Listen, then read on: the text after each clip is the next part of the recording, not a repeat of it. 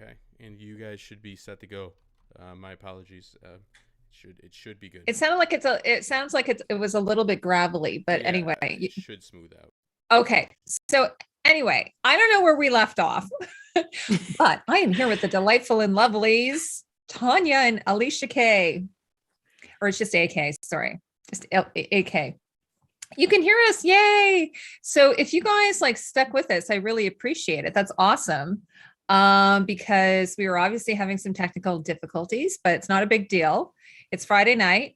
We have some drinks. We're enjoying them. We actually, while we were off the air, we were having some lovely conversation. Oh, thank you so much. Okay. Yes, we have a picture. We have sound. Thanks, Stella. Just so know, I was freaking out. I don't want people to think I was off drinking and having a good time. All right, because I don't deserve to. But yeah, sorry about all that. I just wanted to say, Justin, that even though we weren't on camera, or maybe we were, like, your graphics are amazing, and I was just noticing how much blood splatter John Cena had on his white pants, and we thought it was an odd choice that they decided to put him in white, or maybe they wanted to because it kind of shows the color. But also he's supposed to be like an all-American dude, right? Hey, he's Heidi, he's like fucked up bizarro Captain America. Yes, Alicia. God, that is a perfect description.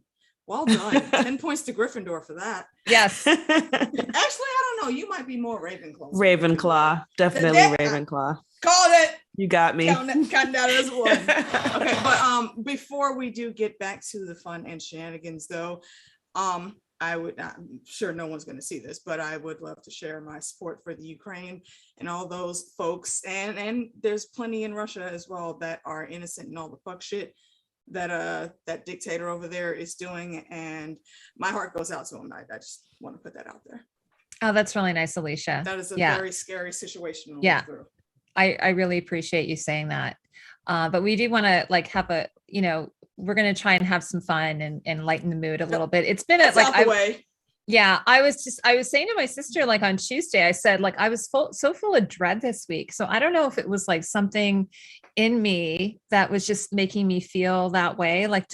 Even though, we're really far away and we're obviously we're really lucky where we live and everything. Can I interrupt one more time? One more time. I'm sorry. Yes. But Sweet YFT, one of the original members of the Hypes Watch, is in the chat room. Hi, Anne. I miss your lovely face. And the Hypes Watch, for y'all that don't know, was another group of lovely folks that did reviews throughout the whole series of Game of Thrones and stuff.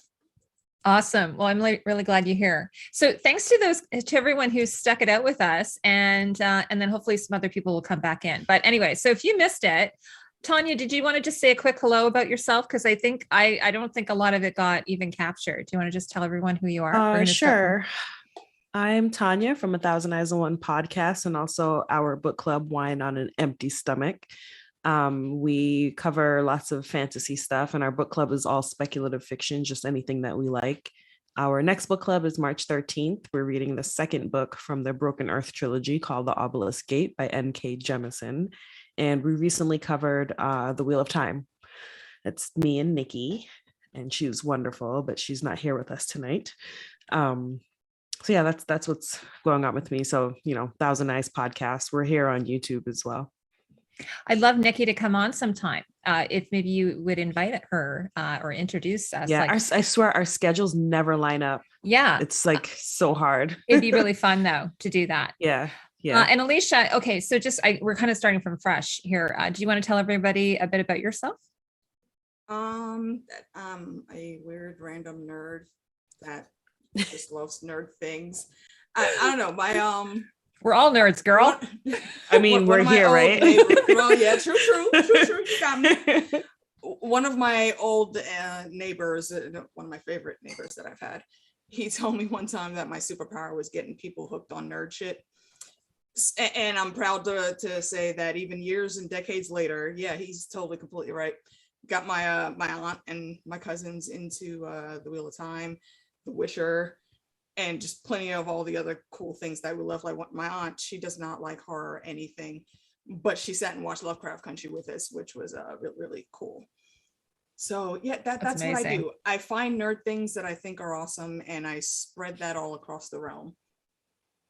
That's awesome. So, okay. So we did, we could just do maybe a quick little, brief overview of what we thought of the show. Are you okay doing that again? Yeah. Because then we got off and we were just talking about other things because we were like, I don't think anybody can even see us. So, Justin, don't worry about it. It's fine. Like I'm like so happy to be doing this tonight. And I was like kind of happy in a way that it got moved to Friday because then I could kind of relax. I don't have to work tomorrow. Mm-hmm.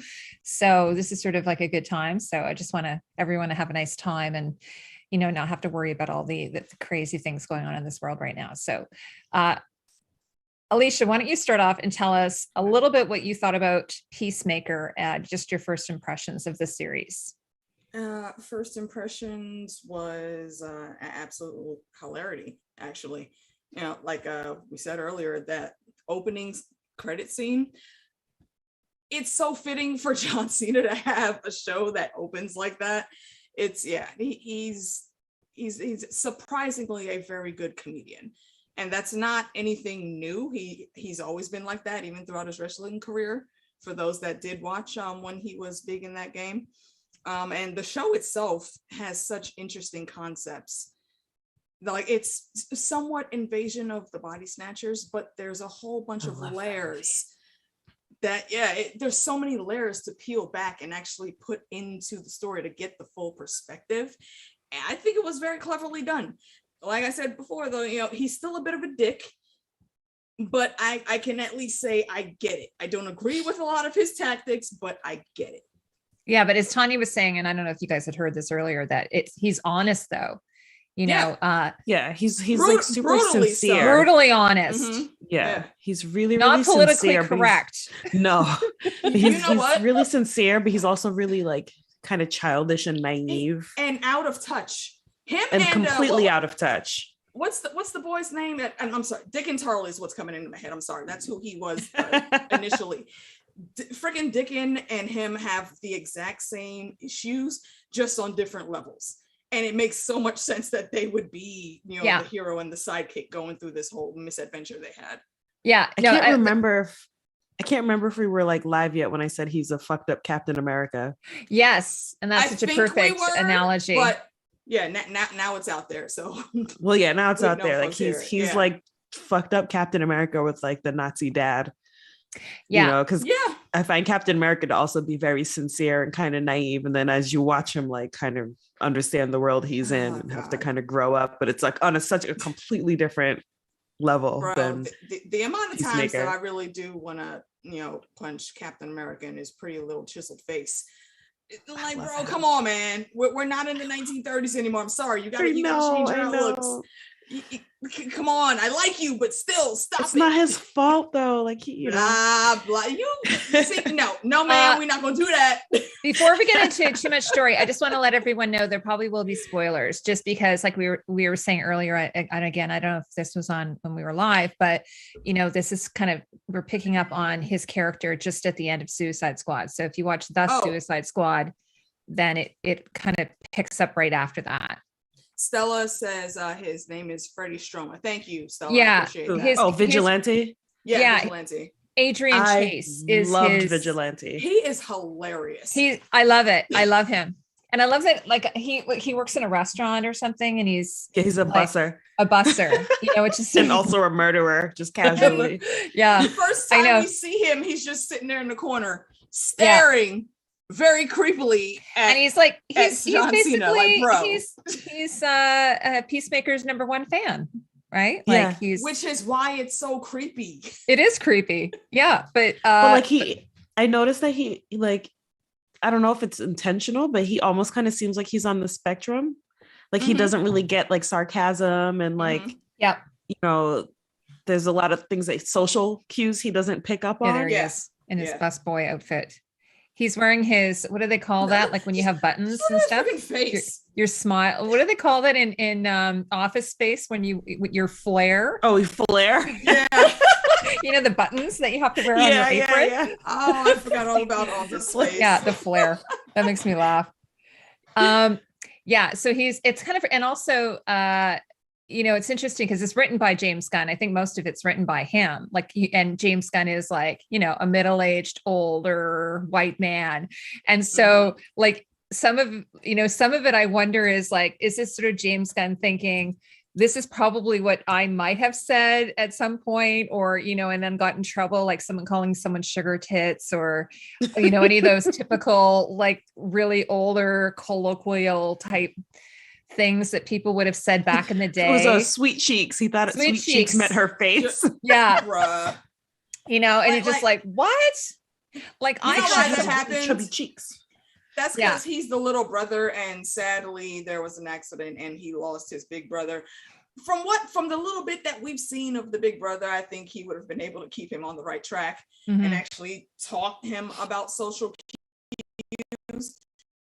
But instead, unfortunately, we got this very emotionally abused boy, and he grew up to just see the world as he saw it in his own head, and it didn't make sense if anyone tried to tell him different. Until we get to what is baby girl's name? Amanda Waller's daughter. Adebayo. Adebayo. Leota Adebayo. I think that's when he actually started listening and trying to put things together in a different way. After she her. Like, there's one line which cracked me up. It might have been one of the last 2 episodes where he says, "Are you the man or the woman in the relationship?" And she's like, we're both women, because that's sort of like, again, back to Do his. you have any idea how much I have to have that same damn conversation with people? Like, bro, we both have a vagina. There is no who's the man and who's the woman. Shut the fuck up with that. Yeah, but it was at the same time, she handles it. Like, she handles him really well. Like, you can tell she cares about him. You know what I mean? I think she recognizes that it kind of reminds me of my brother. Like, my brother sometimes says things and I'm like, why are you saying that? But your brother, I'm worried. I said, nothing as egregious as that. But my brother will say something sometimes and I'll be like, I love him. And I'll be like, no, like, that's not really how it works. Oh boy. Anyway, so yeah, he's a totally refreshing character. But before we get more into the characters, so we didn't get to talk about it, but if you guys haven't seen it, the opening number, like, this is the one time we'll all say to Jack, oh, just let the opening play. Like, I like watching it. You know what I mean? Like, every episode. Whereas most times, except for Game of Thrones, which I did also usually watch because there were usually hints and stuff there. But pretty much everyone you can skip it. But did you guys find yourselves watching it every episode? Every single time. My husband didn't watch the show, but I made him watch the opening, and now I think he's going to watch the show. And tomorrow I'm going to make my father-in-law watch the Suicide Squad and then make him watch the show too. I am sending you all of my mutant powers to get people hooked on shit right now. It's going to happen. And the other thing is, and this is definitely a spoiler, but the one thing is, every time I watch the opening, I'd be like, oh, that person's dead. Oh, and that person's dead now. Like, and then, and I would be like, so what are they going to do next season? They're going to have to recut it because, most of the people aren't even. Well, and the thing that was interesting was, like, it's the whole cast, the whole main cast. And so, but it's before you've even met them. Mm-hmm. So, like, you watch it for the first episode and there's people you don't even meet that episode who are in that opening number. So I guess they'll just do the same thing. It's just have a bunch of people we have no idea who they are. Hopefully a different one absolutely going to learn that choreo. I love it. I love it so much one thing that I was wrong from the opening sequence. I really thought that Peacemaker and what's the little boy's name in the green suit that kept eating the Cheetos? Oh, I have it here. Judo Master. Yes, Judo Master. Judo Master. I thought they were actually gonna be friends of some sort. I wonder if I thought Judo Master was a woman. Yes, he's a small person. He's a small in the dance guy. number. I mean, I thought. Oh, in the dance number, yeah, because he does. He looks very small compared to. And when I watched the behind the scenes, like, John Cena does lift him up, like nothing. Like, he's just the lightest thing ever. So it is sort of. But I love him, the Cheeto eater. Yeah, he was great. Yeah, they never explained why he was eating Cheetos all the time. My other 30 Days is asking, they have a Night at the Roxbury opening. It's kind of like, well, it's like, okay, so I wouldn't go there with it. Yeah, the whole show, like, he loves rock music. Like, rock music's his thing. In fact, there's this one scene where they're on the bus. Always a good time to rock out. It's always a good time to rock out. And I love it because it's like, something will be dead serious, but no. And I questioned, I was like, where is this music coming from? Is it original music? Because I think that the one in the opening is from the 80s, but I think a lot of it was original. Like, what did you guys think of the music? The music was hilarious. Yeah. I knew almost every song that they played in all those episodes. The opening though, I'm not sure, but I could be wrong. No, I was original. I don't think it was original because the subtitles listed the author. I watch everything with subtitles. That's right. Yeah. Oh yeah, me too. And it listed the not the artist. I said the author. Yeah, it's getting late for me. We knew what you were talking about. Yeah. Yeah, so that's a good point. So you're watching it with subtitles. I actually watched a lot of shows with subtitles now too, because I find I miss a lot of things otherwise. Mm-hmm. Like, do you find that? Yep. Yeah. Well, also, I mean, it's because my kids are never quiet. And so like I constantly miss things and have to rewind. So I just watch everything with subtitles now so that I don't have to, it's like they have the skill of screaming at like the most important quiet dialogue. We do have a confirmation because this is James Gunn. Remember Guardians? He is huge on spending tons of money. He's a big 80s fan. Yes, and because I was looking at this when I was cutting the intro, that probably killed the stream. And I was using some of the music, but make sure not to get the copyright strike. But yeah, this is another largely huge, vastly expensive music. Yeah, he said in the I just before the stream, I watched a quick little behind the scenes on the making of the opening, and he said that he's like, I have to have like a dance sequence in pretty much every one of my movies, so this is the dance sequence. And they brought in this really great choreographer, and she mixed a bunch of different styles together. So she said she's got some modern dance in there because there is some really interesting choreography, I thought, in that scene. And it's done so stiffly and done that way on purpose. And it looks so serious. It works. Yeah. It snaps together and it works so well. But here's the theory. And I would actually like you guys' opinion on it. My other stream partner, DJ11, we're going through The Witcher right now. So if y'all have watched and you want to come talk, check us out on Tuesdays on DJ11's channel. Shameless plug.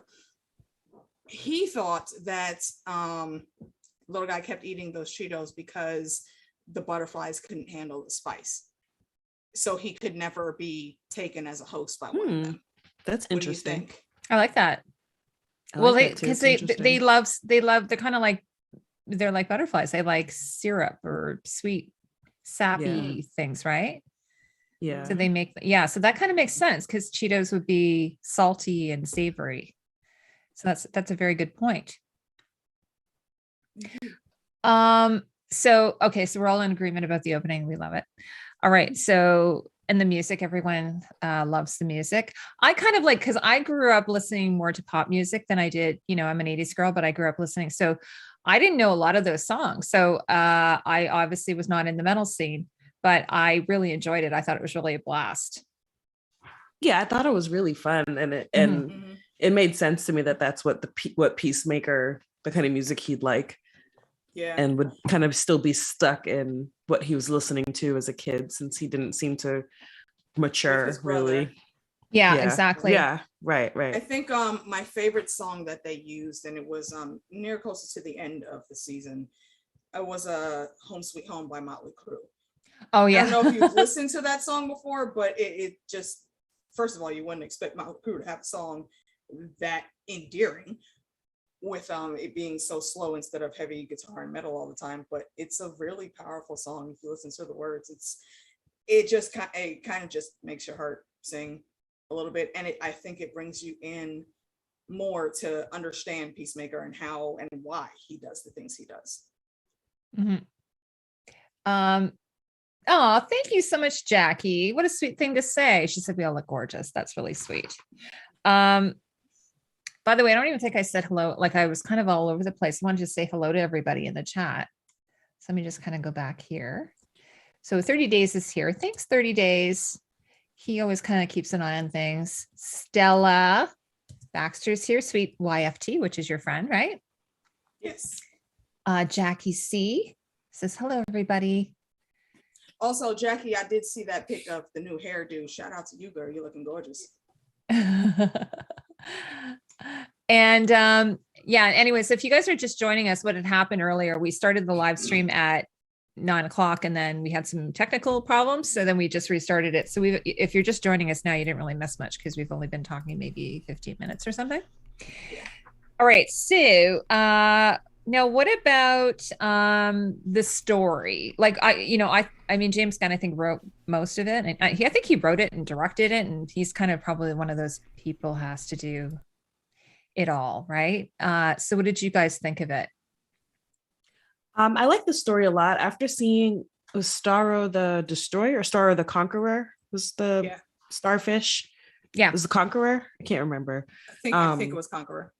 Yeah. So having seen that, it kind of opened us up to the possibility of aliens. So it didn't seem too far-fetched. I didn't know what the butterflies were going to be, but when Project Starfish turned out to be an alien starfish, it's, it's like Project Butterfly. Okay, yeah, it's invasion. They're not very snatcher. clever with their names. They just sort of give you the face honestly, value name. It sounds like a Black Ops that Nick Fury would put together. Yeah, exactly.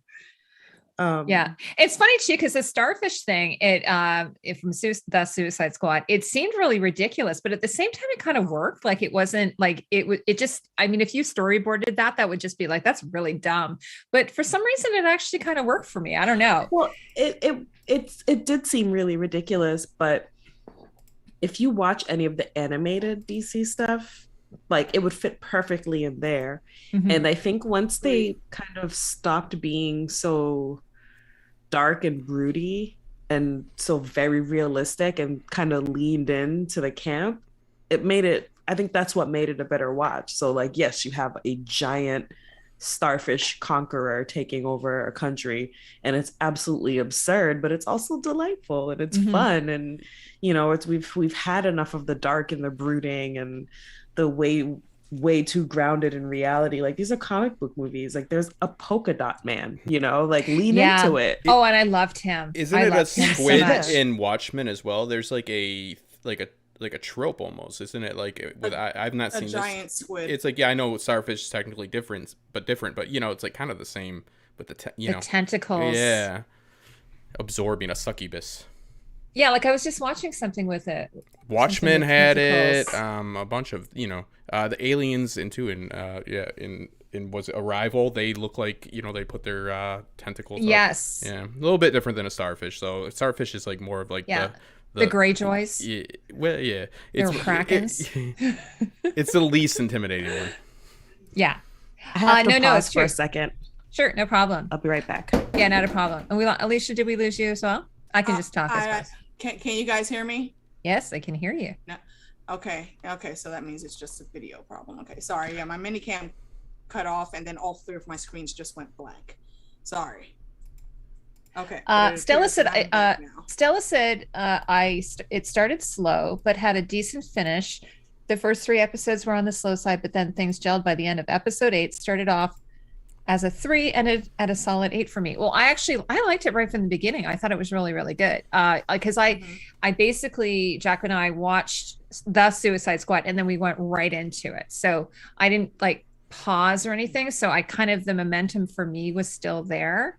And of course I love, I know Tanya's not here or she's just taken off for a little bit, but Alicia, I love the way the show looks. Like, I think it looked beautiful. Yeah. Like, obviously costumes I thought were amazing.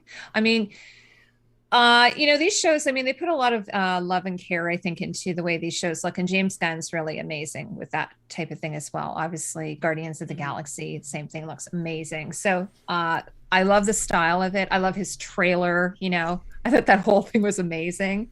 The fact that he's listening to records rather than, they could have done 8 tracks or something if they wanted to be a little bit goofy, but I thought that was awesome. Old school, and I love the little office that they had. Like, it was sort of, I don't know, it kind of made sense. Dingy, right. Kind of dark, it's a Black Ops operation. Yeah, it's Black Ops. It's fitting. Yeah, because like I was mentioning earlier at the beginning, I'm watching Killing Eve. And they're in this they're actually that makes that office look like like gorgeous. The office that they're in. So yeah, I just thought I don't know. I loved everything about the way it looked visually. But so Tanya, now that you're back, did you want to talk a little bit about how you said you thought the story was good? What did you think of the writing? I think you kind of enjoy the writing. But... Yeah, I enjoyed the writing. I really like them leaning into the goofiness. When there's this moment where they're talking about other like super people, and they all just sound so absurd, but it's like these are all real DC characters and they are absurd. And it's like, again, like just lean into the absurdity of it all, and stop. And there's even a cameo. There's even a cameo, which I thought at first they were just going to put them in shadow, but then they had like Aquaman there. Well, they did put 2 of them in shadow. 2 of them. The ones they couldn't afford. They couldn't afford those in the budget. But I thought they were all going to be in shadow. So I was like, I thought props to them to get him there. I mean, Jason Momoa really is just a cool dude. He probably did it. And that tiny human. Yeah, sorry, he was crying and my mother-in-law fell asleep. No, you didn't hear him. Never apologize for the tiny humans. Oh, but hi, sweetheart.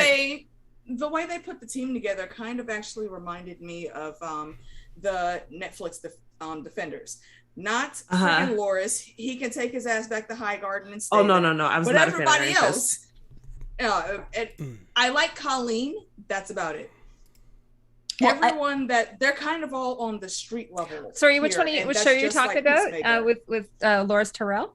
The Iron Netflix Fist. shows. Oh, Iron Fist. Yeah, I didn't like that show. I couldn't get into it. I thought he was terrible. He was a terrible Iron Fist. He was absolutely horrible. Apparently, he didn't want to train. I don't know. No, that's my biggest thing. The fight scenes are terrible. Yeah. He's not in good shape. His co-stars went in and did the training they needed to do. That's why Colleen was so good.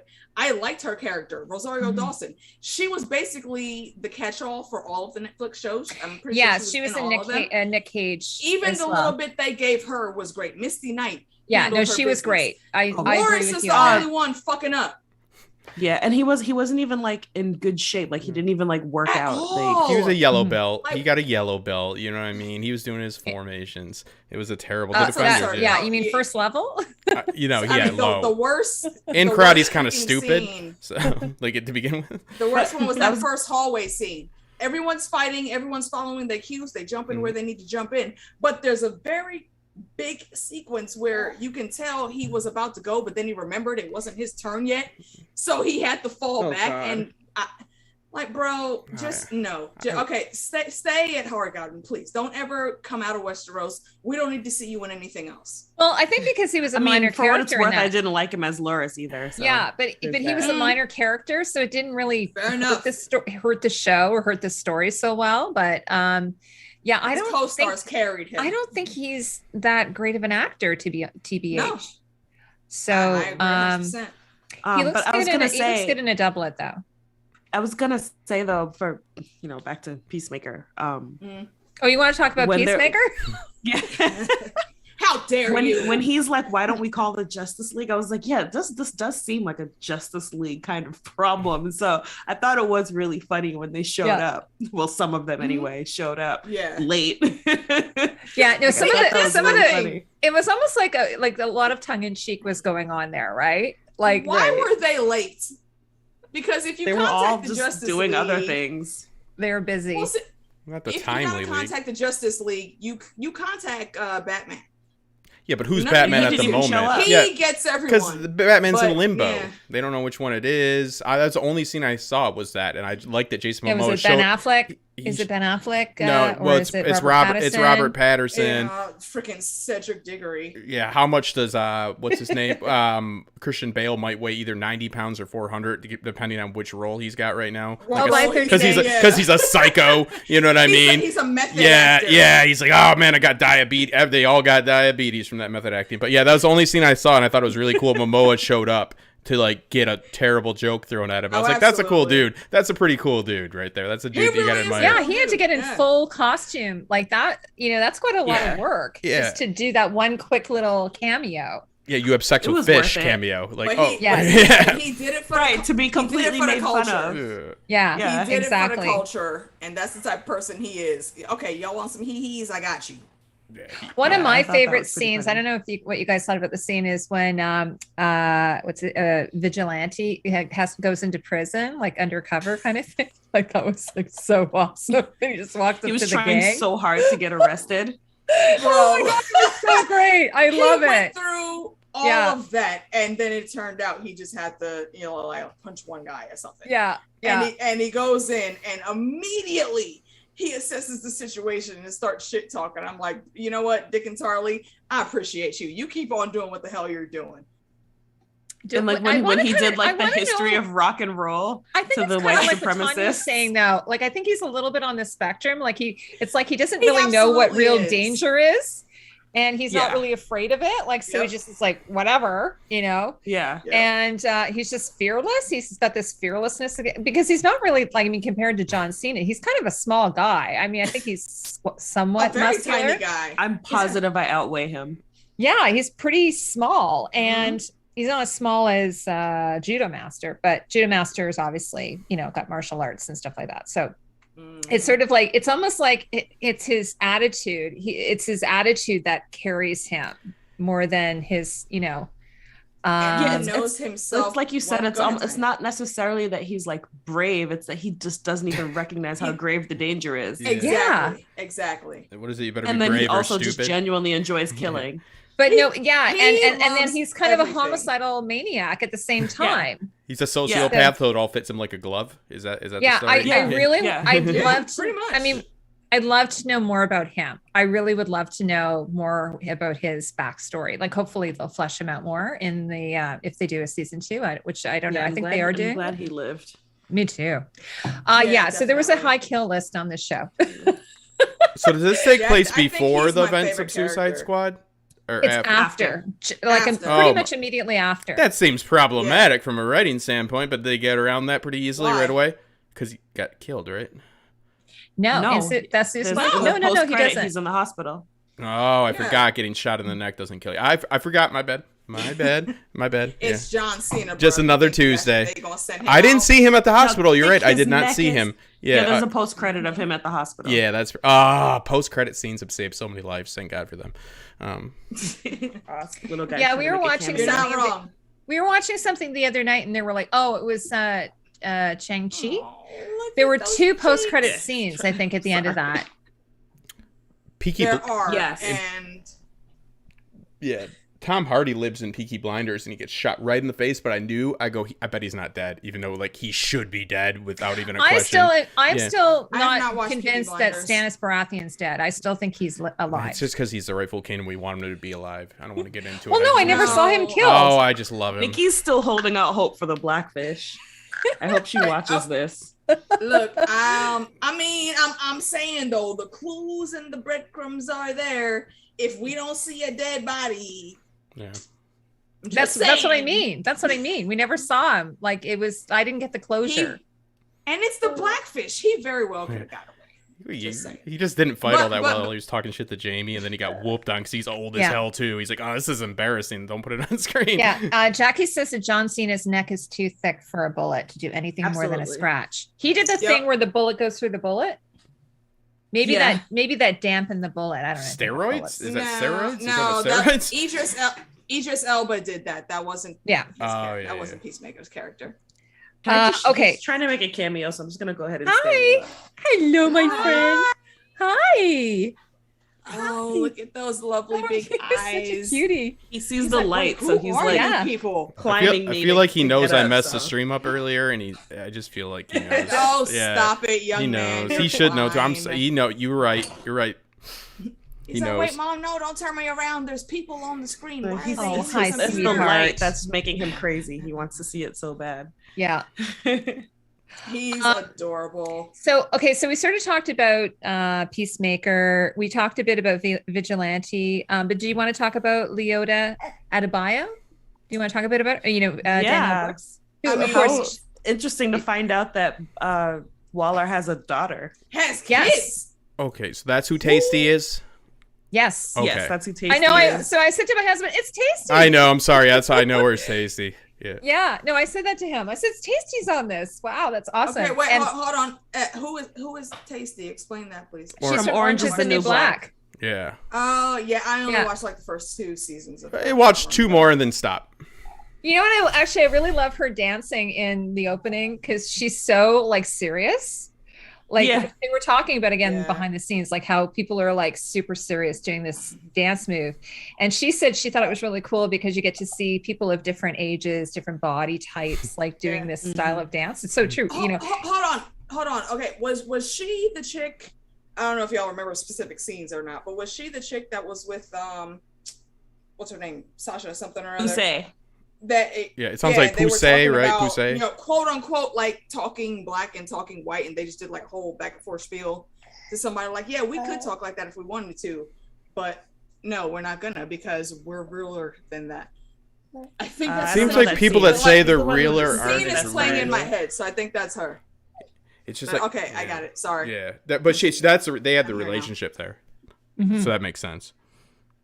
Yeah, but I thought she was great, and I love her relationship with Peacemaker, or you know, Christopher is his real name. She breaks him down and gets into his head and also into his heart. So there's a lot to be said. He kind of got on my nerves with that how as long, you know, he was petty near the end of it, but I understand. Making fart noises when she's trying to apologize. Right. I respect the good petty though. That shit was funny. Yeah, but it's cool. I think he felt betrayed. Like I think he felt. Oh, absolutely. The first time he really thinks he has a real friend that isn't Eagly, and that's the shit that she put him in. But again, she was following orders, so there's just a lot of gray area there. It's kind of strange that that's her mother, though, because her mother's kind of crazy, right? Like, and she's no, there's no kind of. She is full on crazy. Do they know in this show? I'm sorry. Do they know that it's her daughter? Yes, she tells them. Yeah, find out later, but they don't know. They're already committed. Their leader already knew. Yes. Okay. Yeah, and can we talk about that? Were you shocked about his big reveal? That he was a butterfly? Yo, I didn't guess that at all. No, me neither. I thought that was a really good twist. That was really, really well done. Because I didn't, because I think I saw something where she was wearing the helmet, and I'm like, oh, what's going on there? And then she's like, oh, this has got X-ray vision and everything. And then, you know, that was really. I started freaking out, and I was like, oh no, don't say it out loud. Yes, I know. That character's name is Mern, Clemson Mern. Oh, by the way, speaking of that, what did you think of the titles of the some MCU stuff? What's that? The actor that played their leader, I thought I saw something that his name is Here, I'm gonna go and pull up some media for you. Can you go that for me? I'm gonna give it a go, give it a try. All right. But speaking of Mern, because I just remember there was one of the episode titles had Mern in it. What did you think of the names of the titles? I think they were all play on words of songs, right? Were they all I didn't really pay attention to the titles. They were really clever. They were real, and they were always done in like neon, like you know, James Gunn, like he used the neon, which is Peacemaker in the title, like in the opening sequence. I didn't have enough time to rewatch before tonight. Oh yeah, no, me neither. Yeah, same. But I noticed like this, they did, and let me just look and see if I can find the show titles. Hold on, I'll just read a couple of them for you. They're just really funny. Oh, also, their lady Tanya, off topic again, but I'm kind of having like those Dave Chappelle cravings and whatnots. You know, Red Balls gives you wings and whatnot. What's going on with that trivia though? Yeah, we skipped February trivia. It's been a while, man. I know. We usually have a February trivia. We decided to put it on hold because Nikki and I have just both been so busy.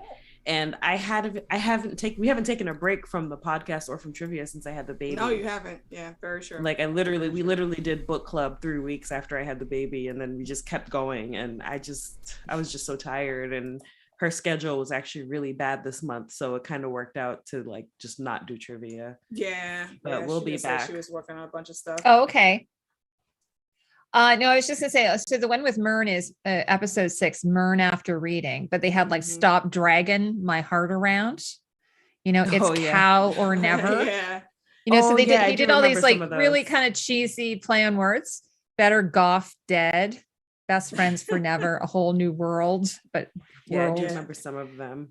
Monkey Dory. So yeah, so I thought those were really kind of funny. Like just really tied in nicely with the the theme of the show. And then like I said, he used the neon, which I really, really liked. And yeah, Whole New World. Goff. I'm not sure what the Goff was. I forget. I know what the cow Goff is. Was the leader butterfly. Goff is the butterfly's name. Yeah, the leader. Yes. Yes. Yeah.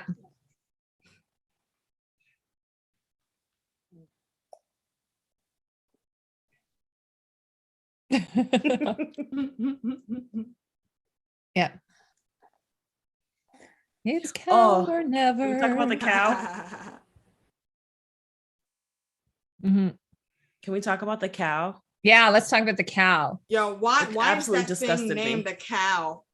Like that's they not a milk it. freaking Because cow. they milk it. It's got udders.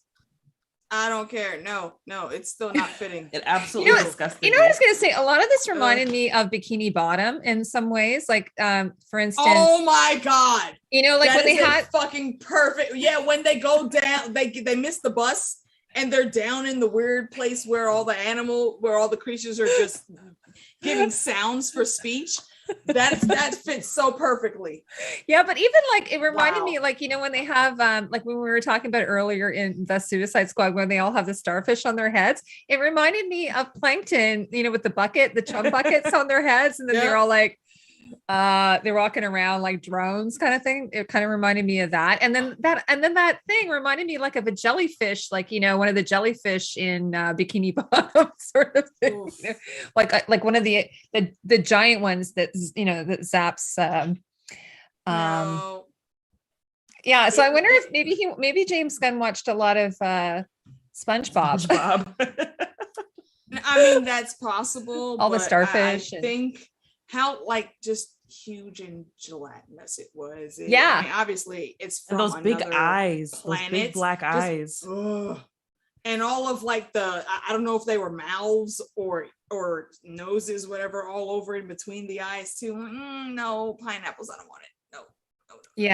Yeah, it was pretty good. It was it was kind of like a blob, and then they had it on straps or whatever. It's like it's disgusting. But and then what did you think of the way that John Cena took out the cow? I mean, it's like I didn't think he was gonna let the bug overlords win, but I really didn't expect him to do that. Yeah, that was pretty surprising. Okay. Torpedo. I think what's more important is how he conducted himself after. That was his get back. Okay, it's like in the first Avengers movie, after Thor and Hulk got done fighting and they were all in there, looking at Loki or whatever. Hulk punched Thor over to the other end of the room for no reason. This seems like the same thing. Like, he owes you that hit. So right. So she gets some. I didn't have any problems with that. Right. So okay, now all in her mouth. All in your mouth, and you have to live with that smell being on your body for a couple hours. But we're good now. Let's go have some pizza. We're even. Yeah. Yeah. I was thinking another thing that was really funny. This is sort of like him kind of doing the torpedo. It kind of reminded me of, again, when Vigilante was being tortured. And he's like, I'm not going to talk. It's okay. Don't you worry. I'm not going to talk. Vigilante was like, bruh, what the fuck you mean? Please, no, talk? Give it up. Oh my God. It was just so funny. And Vigilante loves him so much that he ends up just justifying it. Like, no, I'm glad you had me tortured because, you were just proving like blah, blah, blah. And it's like, wow, you found a justification for this. Yeah. You yourself, the victim in the crime, you gave him the excuses that he did not need because he was perfectly fine with everything he did. It's Vigilante's way of reconciling it in his head, what's going on. And that again is the part of where I'm with you, Heidi. I think he's on the spectrum. Yeah. And that's just how his brain knows to cope with things. Mm-hmm. Yeah. Now, what did you think of like the sort of this some of the people in his team? So we've got Amelia Harcourt and John Economos. Dyebeard. Dyebeard, which was so funny. Beard. Yeah, that was so funny. And did he have his beard dyed in the Suicide Squad?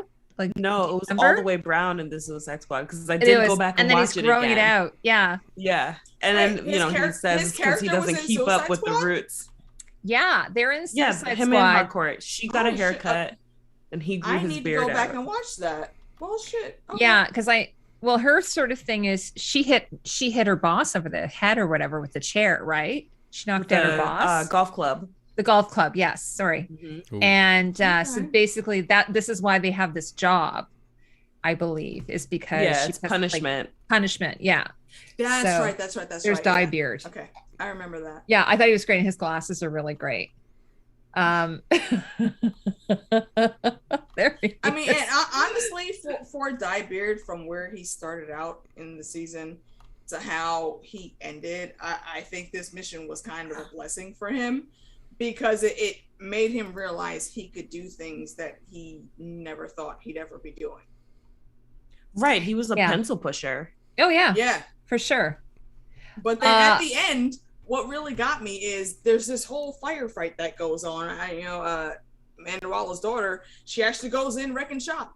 First of all, ma'am, where the hell was the training that you hit these one shot, one kill things? Okay, I need the story on that because you've been acting like this ain't for you the whole damn season. And then secondly, he broke his freaking leg trying to come over that fence. How did you crawl all that way that fast?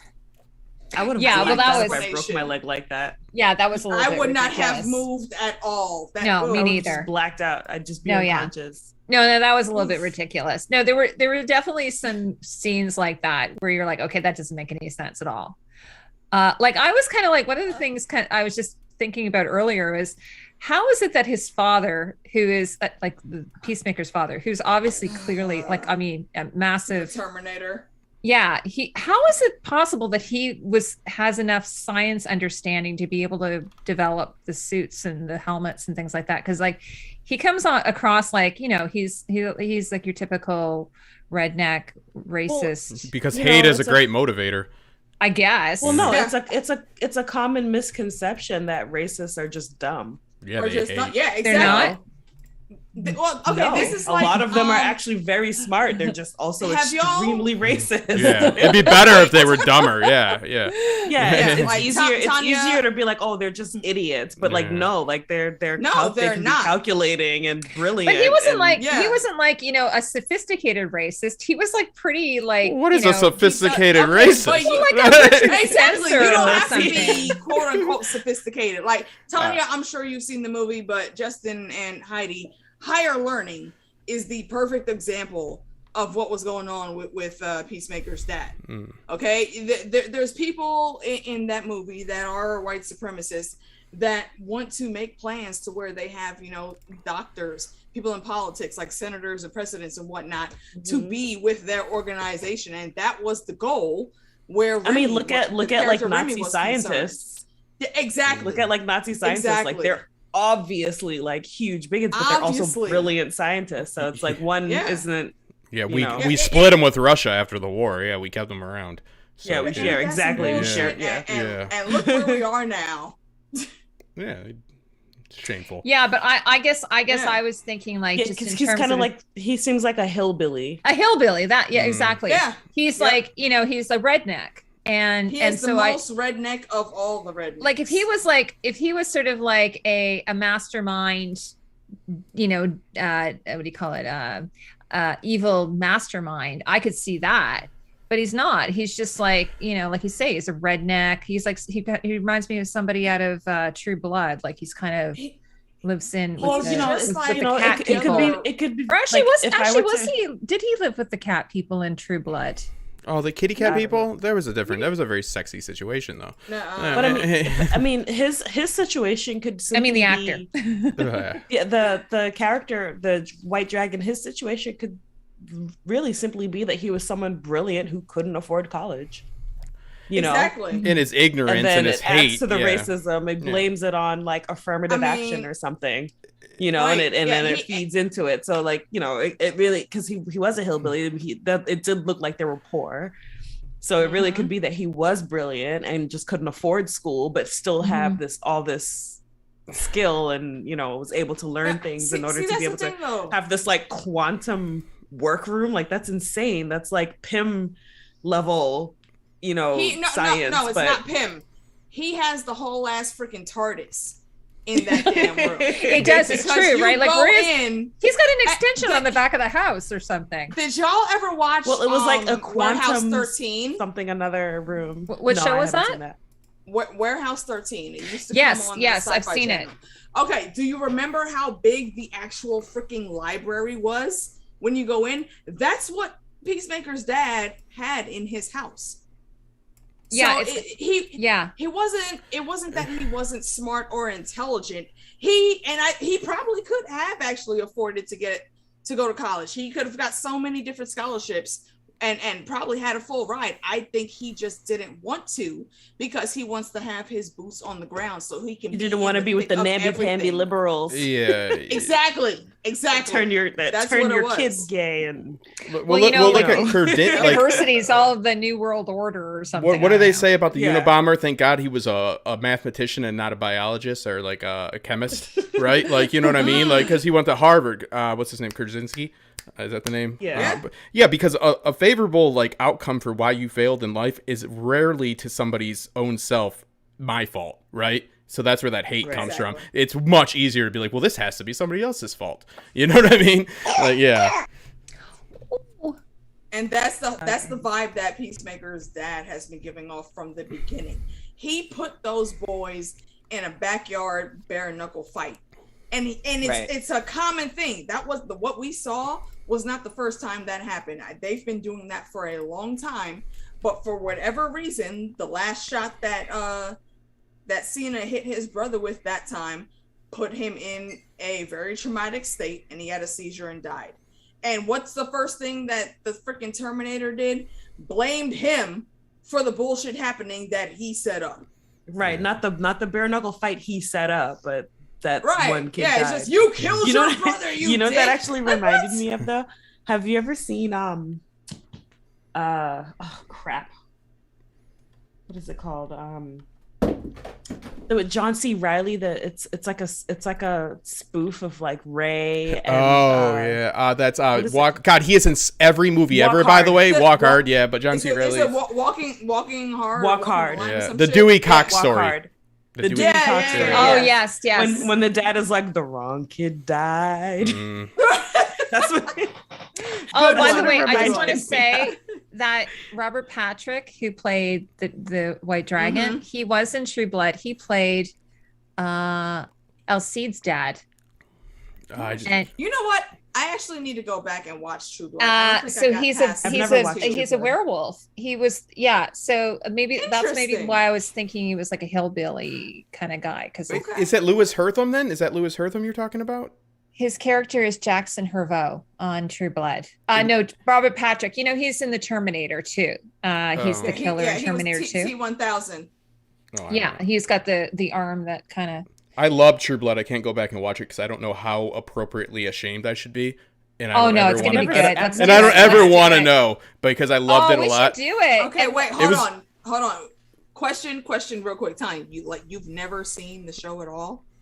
Ever. I don't really get a lot of Sorry, I don't really get much vampire content. That's right. I forgot. Yeah. Okay. Well, here's one thing that I will tell you though.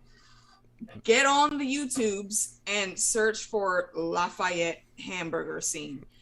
Lafayette, I guarantee you will.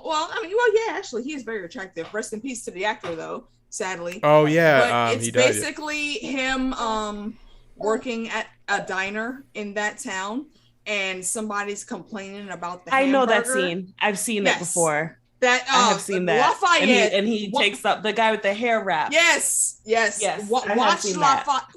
Watch it just on the strength of Lafayette. I promise you will not be disappointed. He's such a great character, and he died in the book, in like the first book. So like him and I think the girl was like his cousin or maybe his sister, but she starred in a movie called what was it? How They Move. It was a dance movie based in West Indian culture. It's actually slightly cheesy but still good. I recommend checking that out too if you want something different to watch. It's a good Yeah, character. I loved him. flick, And the guy who played his boyfriend in that went on to do what's that show Jack really likes? Morning Star. The Devil. Jack likes the devil in Morning Stars. Okay. No, his last name is Morning Star. What's his first name? Lucifer. Yeah. So I was about to say Lafayette's boyfriend goes on to do he plays a main character. Dear Lord. Yeah. It's all connected. So anyway, so this is funny that I'm like thinking about Christopher's dad in terms of like you have these memories like of them as in other roles. So I'm thinking, isn't he like a hillbilly or something? I don't know. I mean, he was kind of a hillbilly in Peacemaker as well. Like he lived in a trailer and had a mullet, and the mullet was just crazy. That hair was nuts. I mean, they probably had some good discussions about it, but it was crazy. That hairstyle, like I was just like, well, everything, like I love the whole movie, like the whole show, the way it was styled. I thought it was really, really great. I love the superhero uniforms. I mean, I don't know. I think they did a really great job.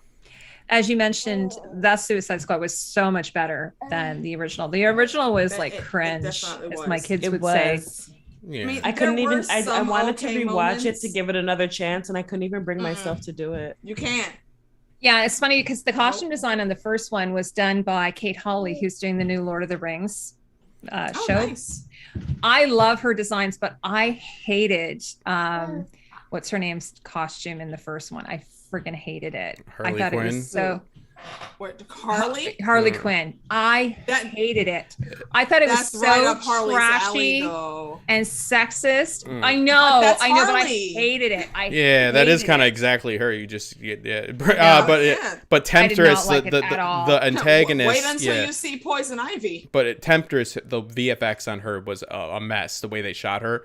Horrible. Yeah, it was a big mess. There's a whole there's a nice breakdown. But I love I loved your costumes in the second one, especially that red dress you wore. Oh my god! Oh my gosh, the dress was gorgeous. All you have to do to make a better Suicide Squad is make another Suicide Squad. By default, it will have to be better. There's no way. It's funny. They didn't call it Suicide Squad 2. They called it the Suicide. Yeah, because that's all you got to do. Like this is just we're doing it again. I'm like it has to be better. There's no way you could roll worse. So let's just make it over. They had to differentiate. Yeah, it's a do-over. They're like, this one isn't just really stupid. It's just not really stupid. It's not the stupidest thing you've seen. That was just my own personal. I didn't like it, but anyway, I gather that, but I hated it. And I just think about young women watching it and seeing that, and I'm like, oh, like I don't know. I feel a lot of gentlemen on Reddit would disagree with you, but I agree. I was gonna say there were so many Harley Quinns at Comic-Con that year. Yeah. Oh, I know. New York Comic-Con. Yeah. There were so many. That's the most paused moment where she's dressing. That's the most paused moment in DVD that year, where she's at the jail. So, and you know why it was? It wasn't just because of what she was putting on. It's because they sold into the whole sexuality thing. Because when she looked up, there were men and women all around her, and everyone was staring at just her, including the women. So I'm like, she kept licking the bars. And they played that up like, oh, what's everyone looking at? Just don't lick things though. That's dirty. Like don't lick everything. That's not sexy. That's dirty. Get that out of your mouth. Like honestly, like it's like, oh, how sexy is that? I'm like, oh my god, like that is disgusting. Like that has got so much bacteria. She's like licking all the jail cell bars. That's what a cat does. That's what a cat does. I was watching this week. I was grossed out this week. I was watching. A friend of mine was in this video about teaching about food supply, and the girl in the video, she took an apple out of the drawer and then she's holding it and talking about the apple and showing you like, what the stamp that's on it tells you where it's from, and then she took a bite of the apple and I'm like, oh my god, you pulled that out of your drawer, you didn't even remove the sticker, and you didn't wash Stamp is edible. Stamp is food grade. Stamp is food grade. No, I know it's food grade. They don't recommend it though. They don't recommend a lot of things. That's what I'm saying. But with COVID and everything, I'm like, in the drawer because I had to do, this is for my day job, I had to do a webinar about food safety, and we had this professor talking about food safety, and it was almost like you would have thrown up if you'd watched this webinar. So I was just like, dude, like, licking that, Yeah, that's so nasty. Can I pose one thing really quick to you? You know, when you get fruit or you get vegetables and you go home and you rinse them and then you drop them on the ground and you throw them out and you're like, because they're dirty now. When they came in some truck, everybody at the grocery store had their hands all over them. They're all over the floor there. But once you get them home, you rinse them and you drop them on the floor. You're like, oh, that's no good anymore. Like, what logic? You know what I mean? That's my logic. And I'm like, no good. I'm like, it is so, I'll wash it. No, I rinse them again. I know. I'm not the only person that does this, though. It's just like when it's in your control, though, it seems like, it's just ridiculous. When I think I separate myself from the store and the storage. But I have a toddler, so there's a lot of floor eating in my house. Oh, yeah, I couldn't do that. But see, that's why you make sure the floors are clean consistently. And I have a no shoes inside rule. Yeah, exactly. You leave them at the door. Yeah. Exactly. It's the same with bags. Like, you have to be really careful, like, not to put the bag, like, if you're somewhere, you don't put your bags on the floor, you know, like you're taking transit, you don't put it on the, you know, because you don't know what's. Oh my God, I hate when people put their suitcases on the bed. Yeah.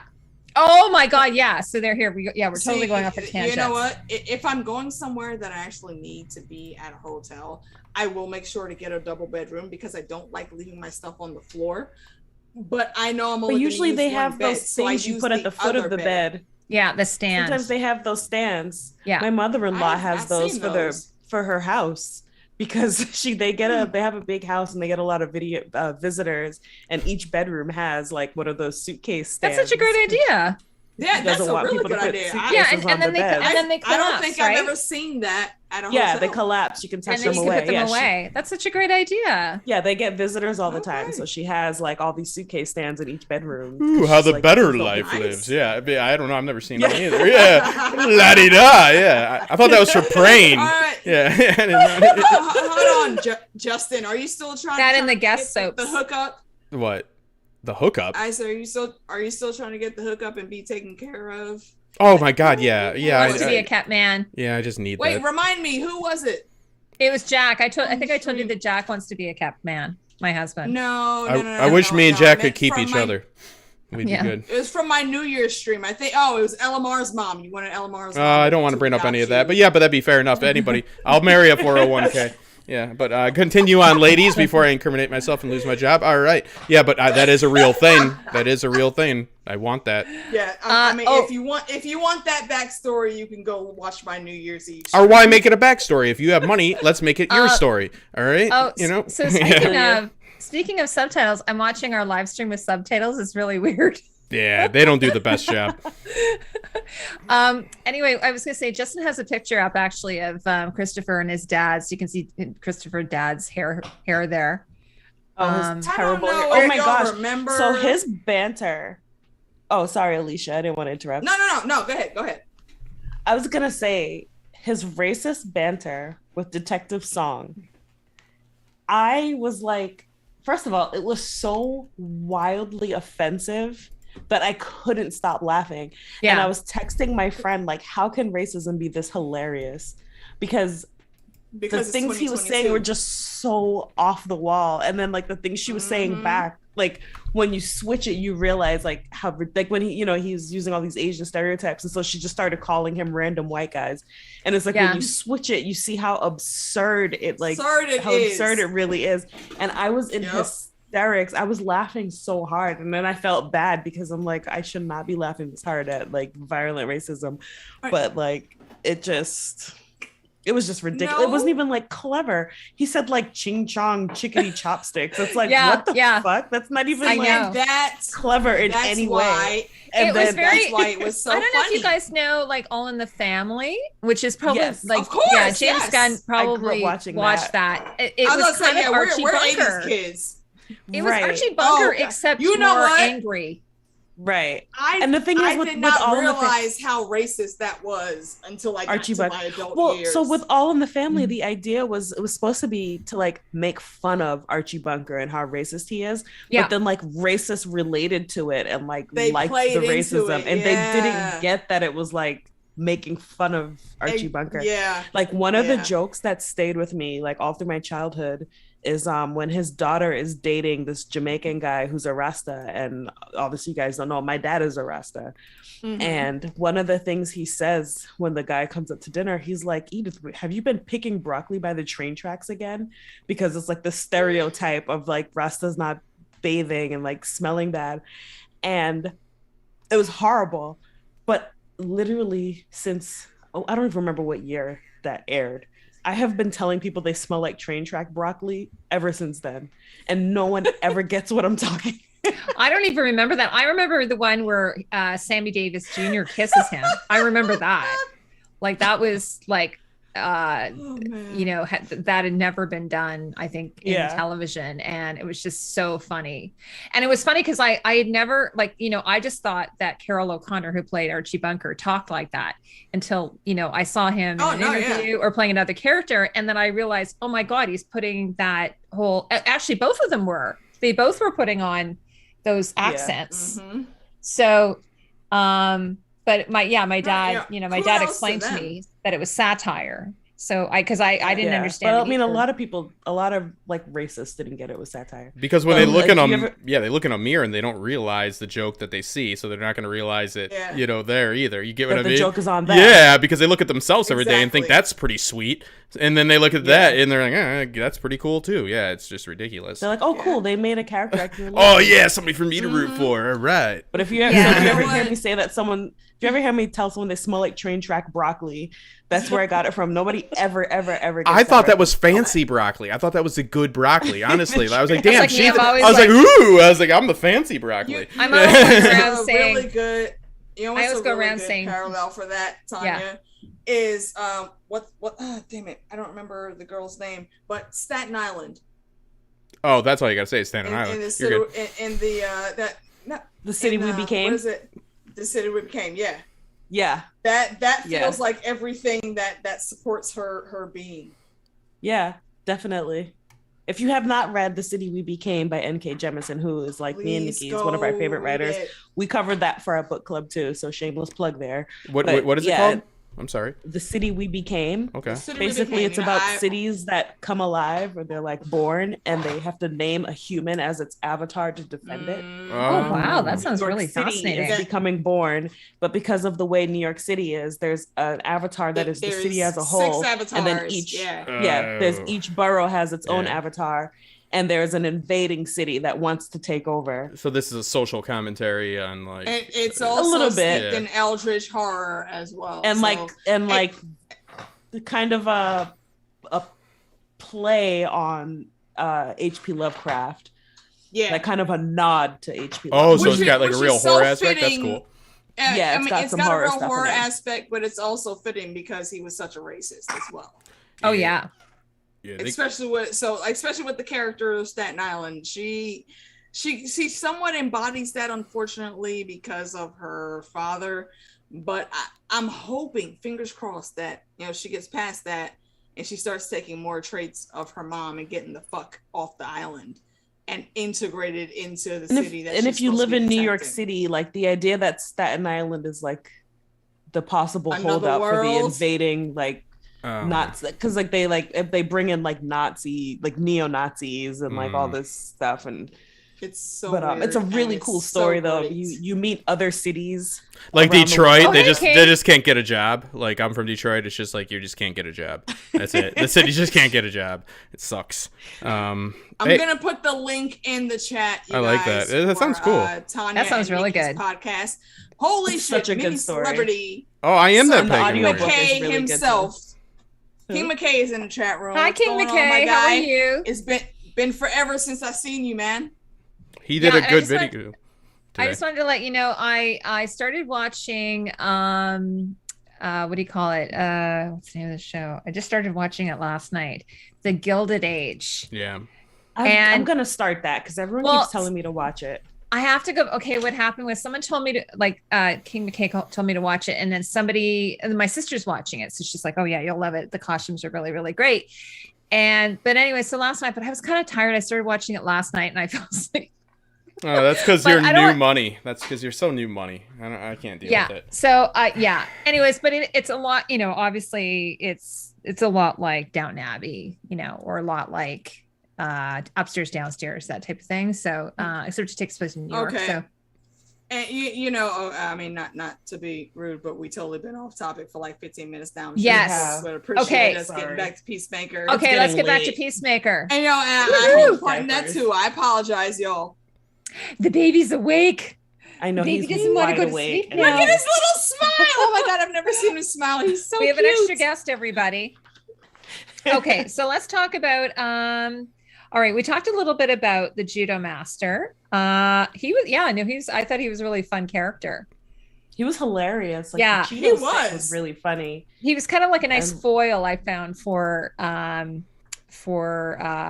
Peacemaker. Like, Yeah. even though Yeah. he's smaller in stature, he was kind of And- unkillable. Yeah. Not only You have to be shot. unkillable and like uncatchable or well, Uncatchable. no, undetainable. I think is be the word. Yeah, he's like They slippery tie him little up a guy. few times, and he keeps escaping. Yeah. Like, can y'all change your tactics on holding this man because it's not working? Well, again, I mean, Economos, like, that's not the type of thing he's used to doing. Like, he's a pencil pusher. Like, True. he's not supposed to be detaining people and treating Yeah. wounds and See, You know. and that again is where you got to question Amanda Waller's outlook on this. You put a group of people together that should never have been on the same team at all, including your daughter.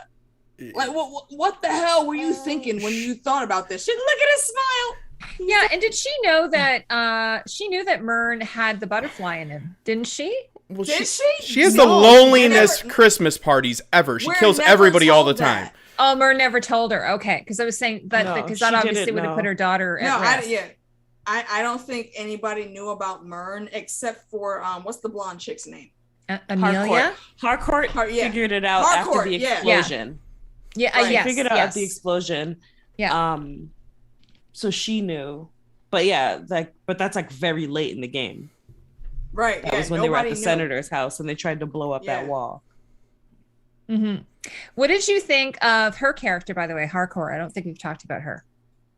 I liked Harcourt. I felt her. She's just trying to drink in a bar and everyone like just keeps bothering Bruh. her. She just wants to have a beer after work. She was almost like my Peacemaker avatar. Like, okay, it's been a rough day at work. I don't got time for this bullshit. Bartender, give me 2 shots, maybe 3. I'm gonna sit here, read a couple chapters of my book, and then go the fuck home and go to sleep. That's it. And it's like she just cannot be left alone. No, and she keeps being bothered, right? Like, she's one of those folks, like myself, slightly introverted, but we do still have extroverted tendencies to where we'll deal with people at a certain time when we need to. But if you really just coming over here to disturb our peace while I'm chilling and having a drink and reading my damn book at the bar, me and you gonna have beef. Because Like- I didn't ask you to come over here. Oh, Just so some please go the steak fuck as well. away. Yeah. All right. Yeah. All right, a meal. With her beer. Yes, And nice. her tequila shots. Oh, there she is. Yeah. King McKay says Peacemaker really seems to fit this new trend we saw with the boys and an Umbrella Academy for me. Yeah, I agree. No. Nope. I don't know that I would put him in the same category as the boys or the Umbrella Academy. An umbrella term per se? Especially the Justin, did you watch the Umbrella Academy? I've seen an episode, so way more than this. An 100% more than episode. this. Yes. Okay, now for how the Umbrella Academy functions, I definitely would not put Peacemaker on that team. Number 5 would have to catch him and go into the past or the future and just drop him off and leave. He won't have 5 would not have patience for that shit. And as far as the boys, the only one that would really fuck with Peacemaker on the boys, I think, is Billy, the Butcher, if y'all recognize that more. Mhm. And even Butcher, I think after about 10 minutes of listening to Peacemaker speak, Butcher's just gonna stab a knife through the back of his throat and keep it Well, pushing. I think the thing about it that would make sense though is like once again with the boys, we have another like fucked up Captain America and Homelander. Yeah, that's what that's what I think he's probably thinking. Yeah. Captain America. Yeah. Although this Peacemaker. person who Yeah. He's unfortunately it's more like- accurately Captain America, and that's sad. Yeah, and Captain America is a True, really crazy true. character because there are times that I found myself rooting for him. It was crazy. Like he You mean is Homelander? Sorry, yeah, yeah. I was I just was about saying, to say, yeah. There were times I was just like, No. why am I rooting for this person? This guy's a psychopath, right? But the actor, But I he give a has lot of this credit to the veneer actor. of like, I am a savior. I am Yeah. Superman. He's like Superman and Captain America rolled into one and wrapped in an American flag. And like Justin said, it really is kind of like real Captain America. I mean, like you don't we're want a fighting for truthful democracy, depiction. Yeah, guys. it is a bad one. Yeah. Totally see, not that oil. outlook is why I don't like him. He's probably my least No, he's not favorite character likable. on that show. No, I don't like him. But at times I kind of rooted for him or I felt bad for him. Nah, like I was never. like, oh, really? I did. Well, that's I because you got did. Captain I Canada. mean, I and- get My that. God. Him My him guy being was owned by- committing murders at 10 Yeah. years old just because he could. No. Yeah, I think him being owned by a corporation and Yeah. having no mother, like Yeah. definitely Like the relationship lends between a little him bit and of Elizabeth. sympathy. Was it Elizabeth Shue or where he was drinking her breast I milk. know, Oh my Elizabeth God. Shue That was That's so disgusting. creepy. Yeah. It was. That was bro. so creepy. Yeah, I mean, how she The way had he would like kind of how she was stick his tongue in manipulating it him first. though. I mean, Anyway, Yeah. so I could Go ahead. no, I can see that, but at the same time, Peacemaker is not that character really. Like No. No, I don't think At all. Peacemaker is like intentionally evil. I think No. he thinks he's doing the right thing and follows orders. It's just that the orders are often fucked up and that he, until now, couldn't really see Mhm. behind the orders. Does that make sense? Like Yeah. he, Yeah, he absolutely. just follows the He- orders to the letter and doesn't interrogate them at all. It's better So not now, to. like- exactly, That's sometimes it's you're exactly training like though. vigilante. Mhm. It's Yeah, exactly like vigilante because vigilante will tell himself whatever he needs to make Right. it right in his But head. like and he that's what couldn't kill the Peacemaker butterfly does. kids because he didn't want to Yeah. kill kids, even though he said no Yep. matter how many men, women, and children he has to kill. He didn't want to Mhm. kill kids, and he didn't want to do it just because someone told him to. And so that shows that he's Exactly. not just like this psychopath. He does have some sense of like humanity. Right. And then of And course, that's the part that he Vigilante just steps in hides. and right. Well, because of his father. Yeah. yeah, and I think it's just like it's like that intensive training he's had all of these years. Like He needs to deprogram. That'll get him deprogram. killed. Yeah, Mhm. exactly. That type of behavior would probably get him killed. I'm not seeing the Whereas show, but yeah. Homelander is just plain evil. Yeah. Mm-hmm. Yeah, He's plain old evil, Homelander but he gives wants no people to like fucks. him. Yeah, I think the Mhm. actor who plays him is just amazing. By the way, speaking of who you were talking about, Keith Urban, it was just so weird because I just rewatched Lord of the Rings and I was just like, wow. He's in everything. That- Bones. Yeah. He's in Bones. everything. An incredible actor. I love him. I think he's great. He's, I love that show. Korg Yes. in Thor. Yeah, that's right. Yes. He's I in saw his everything. costume for Which one Ragnarok. was- Korg. Oh yeah. He's You know what I'm talking he's got the about. hand. Isn't it Carl yeah, Urban, he- not Keith? Because Keith Urban It's is. Carl Urban. Right, yeah, Yeah. that's Urban is the Carl country Urban. singer. Keith Yeah. Urban is the country singer. Yeah. Yes, sorry guys, I'm terrible with Both names. good Carl, Urban. Carl so Urban. I approve. But anyways, yeah, Lord of the Rings, he is like amazing in that, like so good. And Yeah, it was funny plays, because I don't know if he's a brunette in real life, but I'm like, that's one of the times someone looks good as a blonde that isn't naturally a blonde. Like I was like, he looks so good as a blonde. Like you would think he was a blonde. Aomer. I can never Aomer, I remember think was his his name, name. and yet he's Yeah. in everything. Yeah, he's one of those. Yeah. It's just such a strange thing. I feel like that's the best kind of famous though, because he could probably just like live his life. You can be It's so everywhere. true. It's a law of diminishing Yeah. returns. The more of it, the less it's worth. You know what I mean? So you don't remember. Yeah. So, so is there any other Where are characters we that at you on your guys want to bullet talk about? points? Heidi? Well, we talked about most of the characters.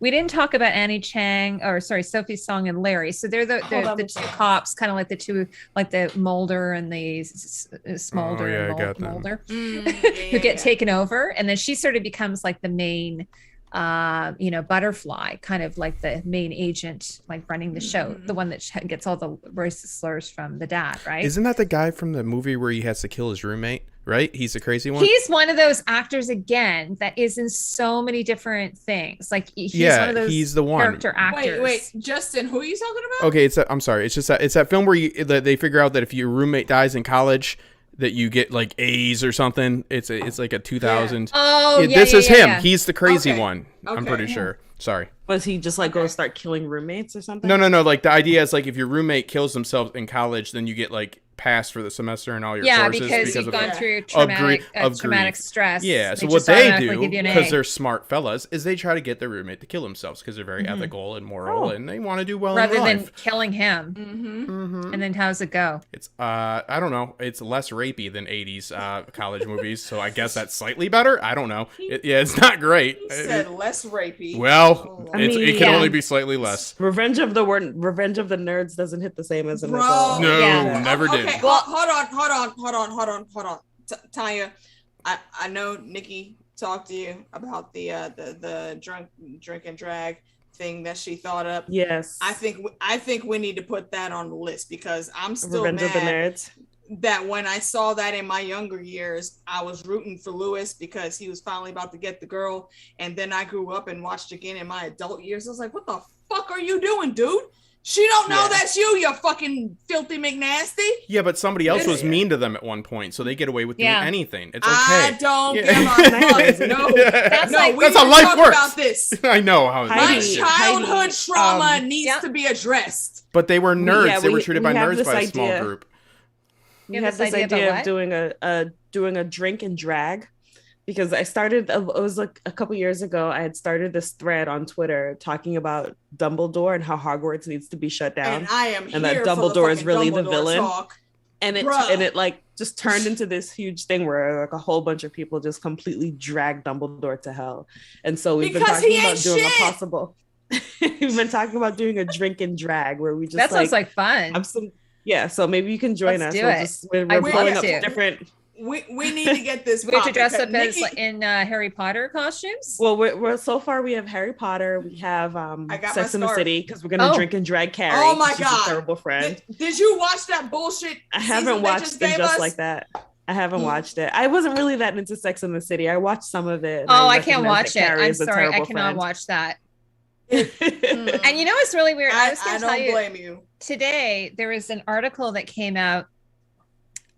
Sarah Polley, an interview with her today just came out, and she was talking about all the stuff that went on with her, like when she was, an actor working in Hollywood and all that kind of thing, like with Terry Gilliam and all these really creepy, weird things.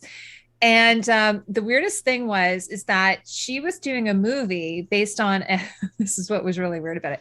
She was doing a movie that she directed it based on a, who did The Handmaid's Tale? It's Margaret Atwood. Margaret Atwood, yeah. Yeah. So it was Yeah. based off a Margaret Atwood book. And anyway, when I was looking at it, I saw there was this guy who was in the show, and I had done a play with him, and he's a total pervert, like a total weirdo. And so I tweeted like, "Oh my God, I can't believe that Sarah Polley is doing a movie that was written by Margaret Atwood, and this guy is in it who happens to be a total pervert." And then the newspaper who did the interview with her, they actually contacted me to ask me about it. And then so anyway, I swear to God, not even a month later, it came out that there were all these sexual assault allegations against the guy that came out to like, because he actually he's pretty powerful in Canada. Like he runs a theater company, and he's sort of big in the film industry here. So so I don't know what happened. So then I ended up doing this interview, but my experience working with him. So it was just like, I didn't have a personal experience of being sexually assaulted by this Wow, guy. but you brought him down single-handedly. Oh, I didn't know. No, these two women came forward. And No, but you started. You were the catalyst if you look at the timeline. But anyways, I was just like, I couldn't. Anyway, so then just today, Sarah Polley, if you know who she is, she's doing this really. She's adapting a book, and it's pretty A-list female actors, and it sounds really, really interesting. So she was talking about like how toxic Hollywood is, and it was a great interview with her. Yeah, Sorry, how many I'm perverts taking- were on that cast? It's Dead Man on Campus Well, as well. I Yeah. always knew Terry Gilliam was, he's an odd duck. Like, there's no doubt. Yeah, like Terry nobody's Gilliam. great. Yeah, they all were He sweating. is- Like, uh-oh. But I think this is what's happening now. It's starting to come strange. out that like just because you're like an odd person, like even like Stanley Kubrick, who I love, he horrified Shelley Duvall. Yeah.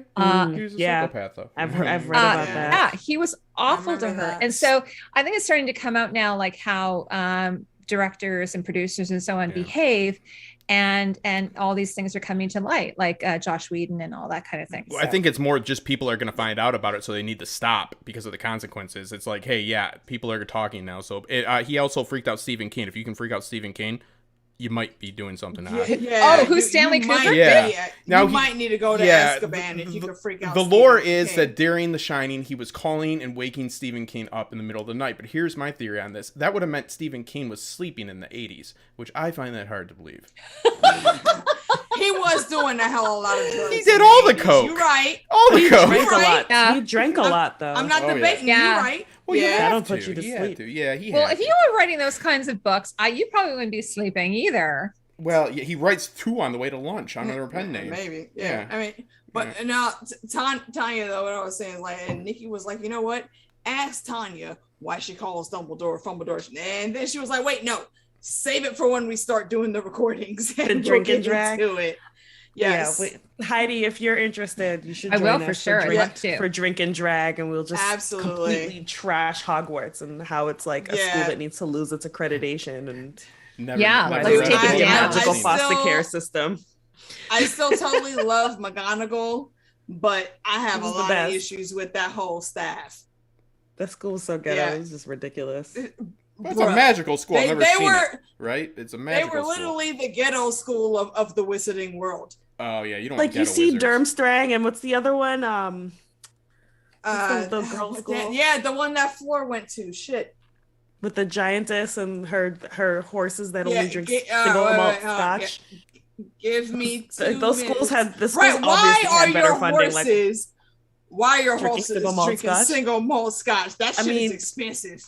I don't know what's going on in England, but they had no funding for Hogwarts. Anyway, No, back to no, Peacemaker. they did not. I just hope they all use magic ethically. I've never seen it. I've never read it. I just hope they're using magic ethically. Bobatons is the name of the school. Just okay. One more aside for Harry Potter, because I don't know how many people are aware that J.K. Rowling is one of the worst people on the I planet. think, yeah, I know that. I've never read Person. it. She And is. you know, She has increasingly been being a dumbass over the but you know what? years. The fact that in the books abolishing slavery is a joke, Mhm. like abolishing like the elf slaves is a joke, that should have been the first sign that like something wasn't right with her. But she Say wants it people again. to think she's not racist. Isn't that enough? She keeps Why wanting to be did accepted. Why did a 14-year-old girl have to start the campaign to free the house elves? But it's a joke though. Like they're like, and then they're like, no, but they like being slaves. Like it's cool. No, And, like, the that should have fuck been they the first- don't. But You that should put have been a the first fucking sign. spell on their whole race to make them think No, that but them what being I'm saying is enslaved that was the okay, fact that that just- was a thing should have been the first sign that like something was a little bit off, Yeah, and she we didn't bad pick up on publicist, it. bad publicist to even allow her to Yeah, do But it. anyway, I yeah. was going to make a bad pun. I Peacemaker. don't think it works. Instead of saying she's dumb. What is it? She's doubling down, but instead I was going to say she's Dumbledoring down. Yeah, Sorry, it's a terrible pun. I don't know who lets these people Yeah. do the things they do or make the announcement they make. I'd be like, no, even if it was me, I'd be like, no, don't Yeah, say I that, listen- you okay. idiot. He needs an Wait, hold on, intervention. Get off of Speaking of Twitter which, for God's though- sakes. Yeah.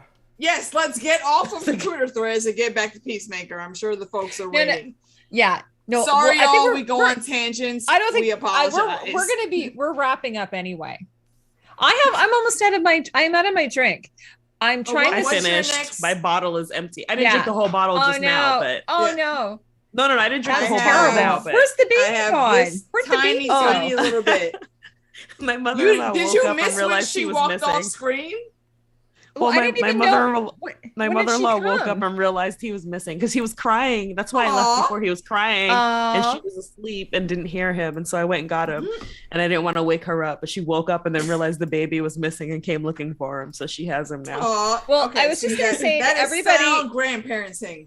I was just going to say to anybody who's still here, because we had such a late start, Yeah. that I'm really happy that you came. Yeah. But I was going to say, okay, so about Peacemaker, do you have any final thoughts? Is there anything we didn't cover that you wanted to talk about?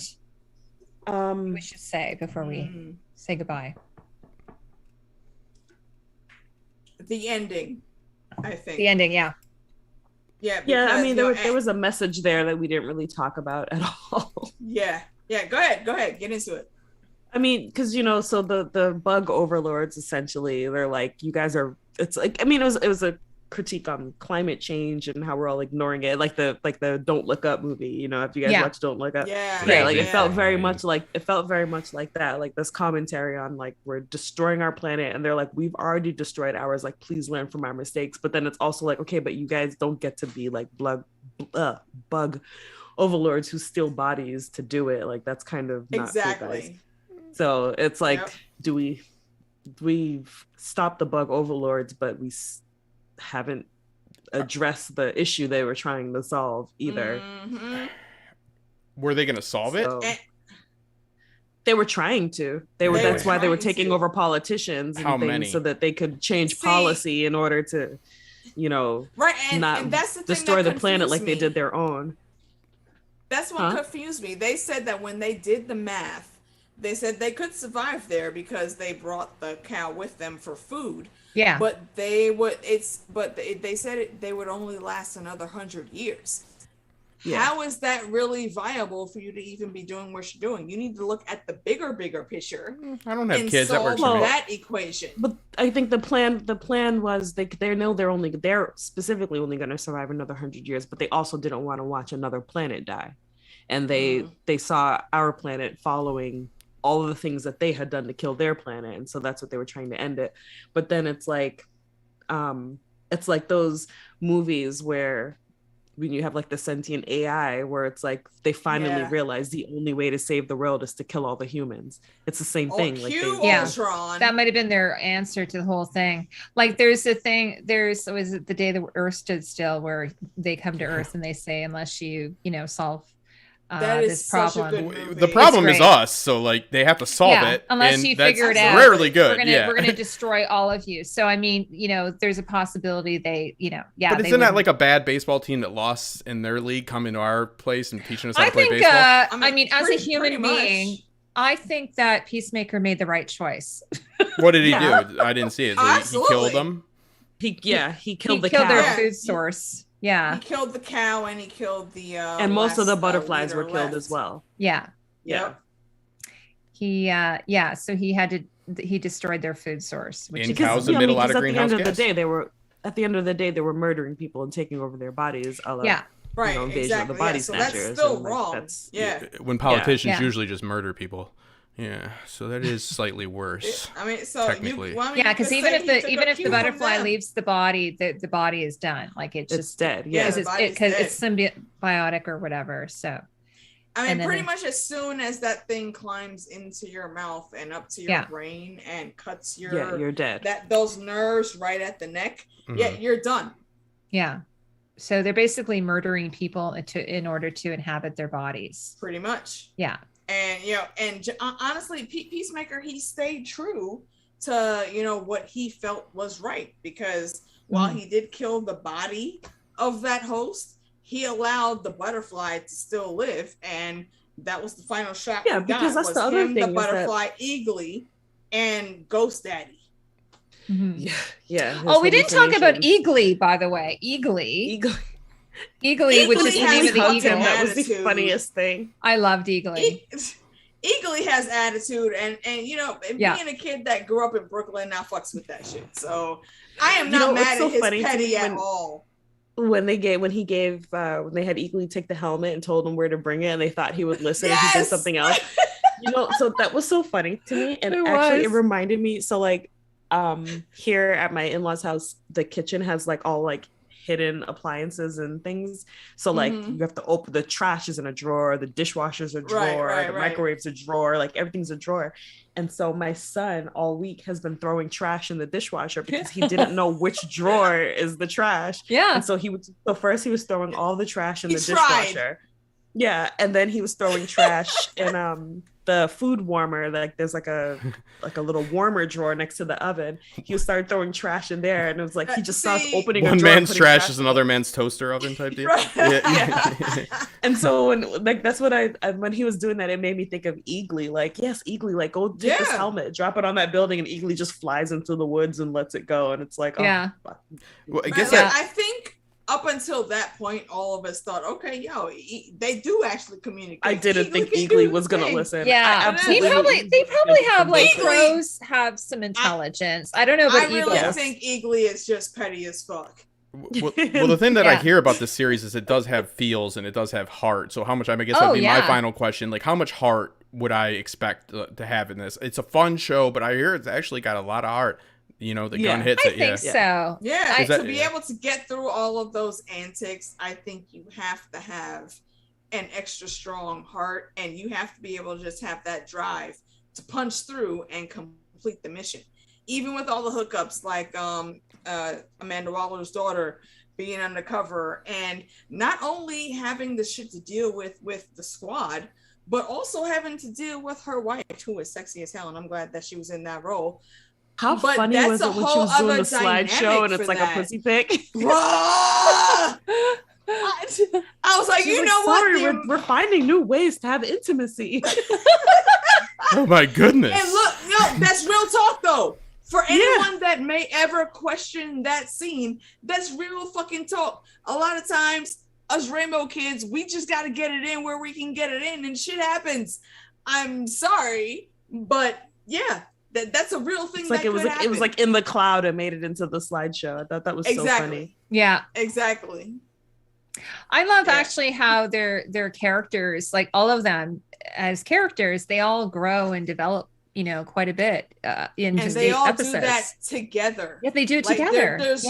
There's no real time where you see that they actually have to, go off or move that far away from each other. They really just need to have a small bit of quiet time and then come in and yell, quote unquote, talk it out and actually get the shit done. Because when everything really came to a head and they had to, form up, the Voltron was there. Shit happened and they came through and got it together and they won when they needed to. It wrapped up so neatly that it makes me wonder what season 2 could possibly even be about. Mm-hmm. Yeah. I was just thinking about the one scene where that part where Peacemaker is mad at Diebeard because he used his dad's name, or like, he framed his dad, and he's like, but there are all these other people you could use. And then he starts going through this list of all these Drake. See, and that again, that was so funny. That is that trauma and that abuse that still has such a hold on his soul. He feels like he has to pave a way to where his dad is innocent. Like, bruh, you said, once you came to the realization, you should have stabbed him in the throat in his sleep immediately the night after your brother died. Yeah. And then you would not have had half of these issues. Yeah. But I was going to say, though, at the end of the episode, if you watched it, they showed an outtake of John Cena just doing all these names. Like, it kind of reminded me of Elf, like outtakes of Elf, where he's just doing all this ad lib. He's just naming all these names, just like random names. It was really funny. I enjoyed that. Yeah, I thought lots of really great humor. I'm this Justin says lots of tender moments. Elf was great. Yeah, Elf's great. Yeah. So anyway, I think we all agree that it was a really good show. And did you say there is a season 2 coming? It's been greenlit for a season 2 already. Yes. Yeah. So I'm really happy to hear that. It's going to be about, but I'm open because Star of the Conqueror was I'm here to see. Yeah. Wacky and interesting and fun, and the butterflies. Yeah. So it'll be another. They'll need another problem. But I hope the team will stay together. Also, if you do put it all together, Adebayo, she basically this may sound crass, right? She outed her mom. She found her balls. She does not agree with any of this fuck shit her mom has been on. I mean, she outed the squad and also her mother by name. And more importantly, she wants to make sure that her wife is going to be at least as safe as possible as she can make it without having to just like stand guard at the front door every day. So, and I think that's very commendable. And that actress actually, she was on another show. I think it was Amazon Prime with Katie Sackhoff, who was in Adebayo's wife. Yeah. And she played a pretty cool role on there too. You know, she was basically like the muscle. When some shit popped off, baby girl started throwing hands, and I've been in love with her ever since. So I was very happy to see her on Peacemaker. And I'm looking forward to where that character could go, because it's kind of like, Tanya, if you remember how a lot of us thought that maybe Perrin's wife was a dark friend. There's a situation that occurred in the background where Adebayo's wife could possibly actually be in on the shenanigans that happened. Well, and she's just playing a role. Well, 3 days ago, Screen Rant put 7 ways the finale sets up season 2. So you know at least there might be a half a way in this article that they could be set up. So that's on Screen Rant. You check that out. Yeah, so, and I agree. Yeah, there's some things that could be going on, and I'm here for that, because that just makes for a great story if they do it right. Number 1 is money.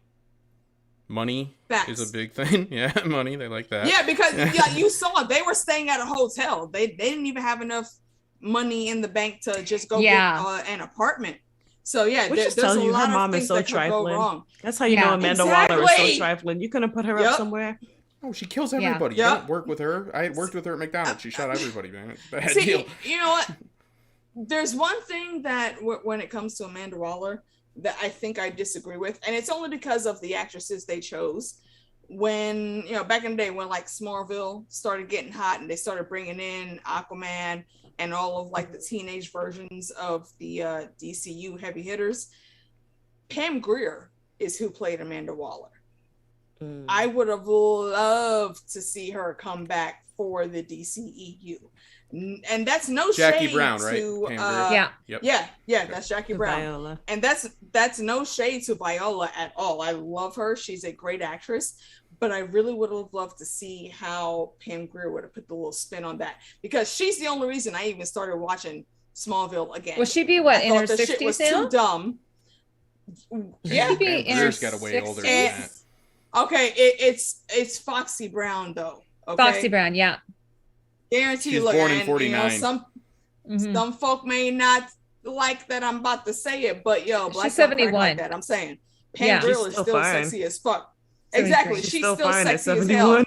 She's like Tina Turner. I want to have the legs that Tina Turner has at 80 years old when I get there. So I really would have liked if they brought her back. Yeah. She could have pulled it off, but they decided to go with Viola, and I'm not mad at that.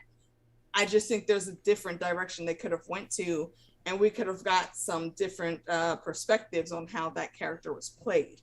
So now we have to wait for season 2 and see what happens with Adebayo and her woman, because I think they are still going to be a key staple in that, especially since she's the one that outed her mom in the Black Ops with that prison that everybody's in right now. Yeah. I'm looking forward to seeing how that goes. Yeah, I was wondering though if there's going to be another, like if Peacemaker might be in another show or movie or something before then. Like if they're going to do kind of like what they're doing in the MCU, like you got like, WandaVision, and then she's in the multiverse, and then they've got. See, that's the thing. That's the thing with the DCEU though. The DCEU came through starting their franchises, trying to catch up with Marvel instead of actually telling a good story to build everything up. And that's why they've been failing since the beginning. Marvel, Feige started that shit off with Iron Man. First of all, that was a big fucking gamble to start with Iron Man. A lot of folks didn't know who the Avengers were, but he did that right. He came in step by step, movie by movie, highlighting the characters that needed to be highlighted, like Coulson, Maria Hill. and we saw it how took they 4 progressed. years and 5 movies. Yeah, they About, like, keep 5 or leaving. 6 the movies. Avengers. Yeah. DC Yeah. just keeps starting over. They have no confidence in themselves. Like they start a Exactly. movie and they're like, "Fuck it, Exactly. this is already bad. Let's just start over. Let's do it again. Let's do it again." And got then no faith. the way they jumped into Justice League, it was like Right. That there was wasn't no- even there a was Justice nothing League leading to it. movie. I know they should have just shown the first half of the Avengers and been like, Like, "But when imagine they it's gave us." when Let's they go with gave it. us Batman versus Superman. Yeah. That was their first and low he's like key going attempt through their files. Right, yeah, that was their first low-key attempt to give us a Justice League movie without giving us the Justice League. And the only reason I like Batman versus Superman is because of Gal Gadot. Yeah. I didn't think she would be able to pull off Wonder Woman, but she surprised me. I like all the Wonder And Womans, I actually. appreciate her skill.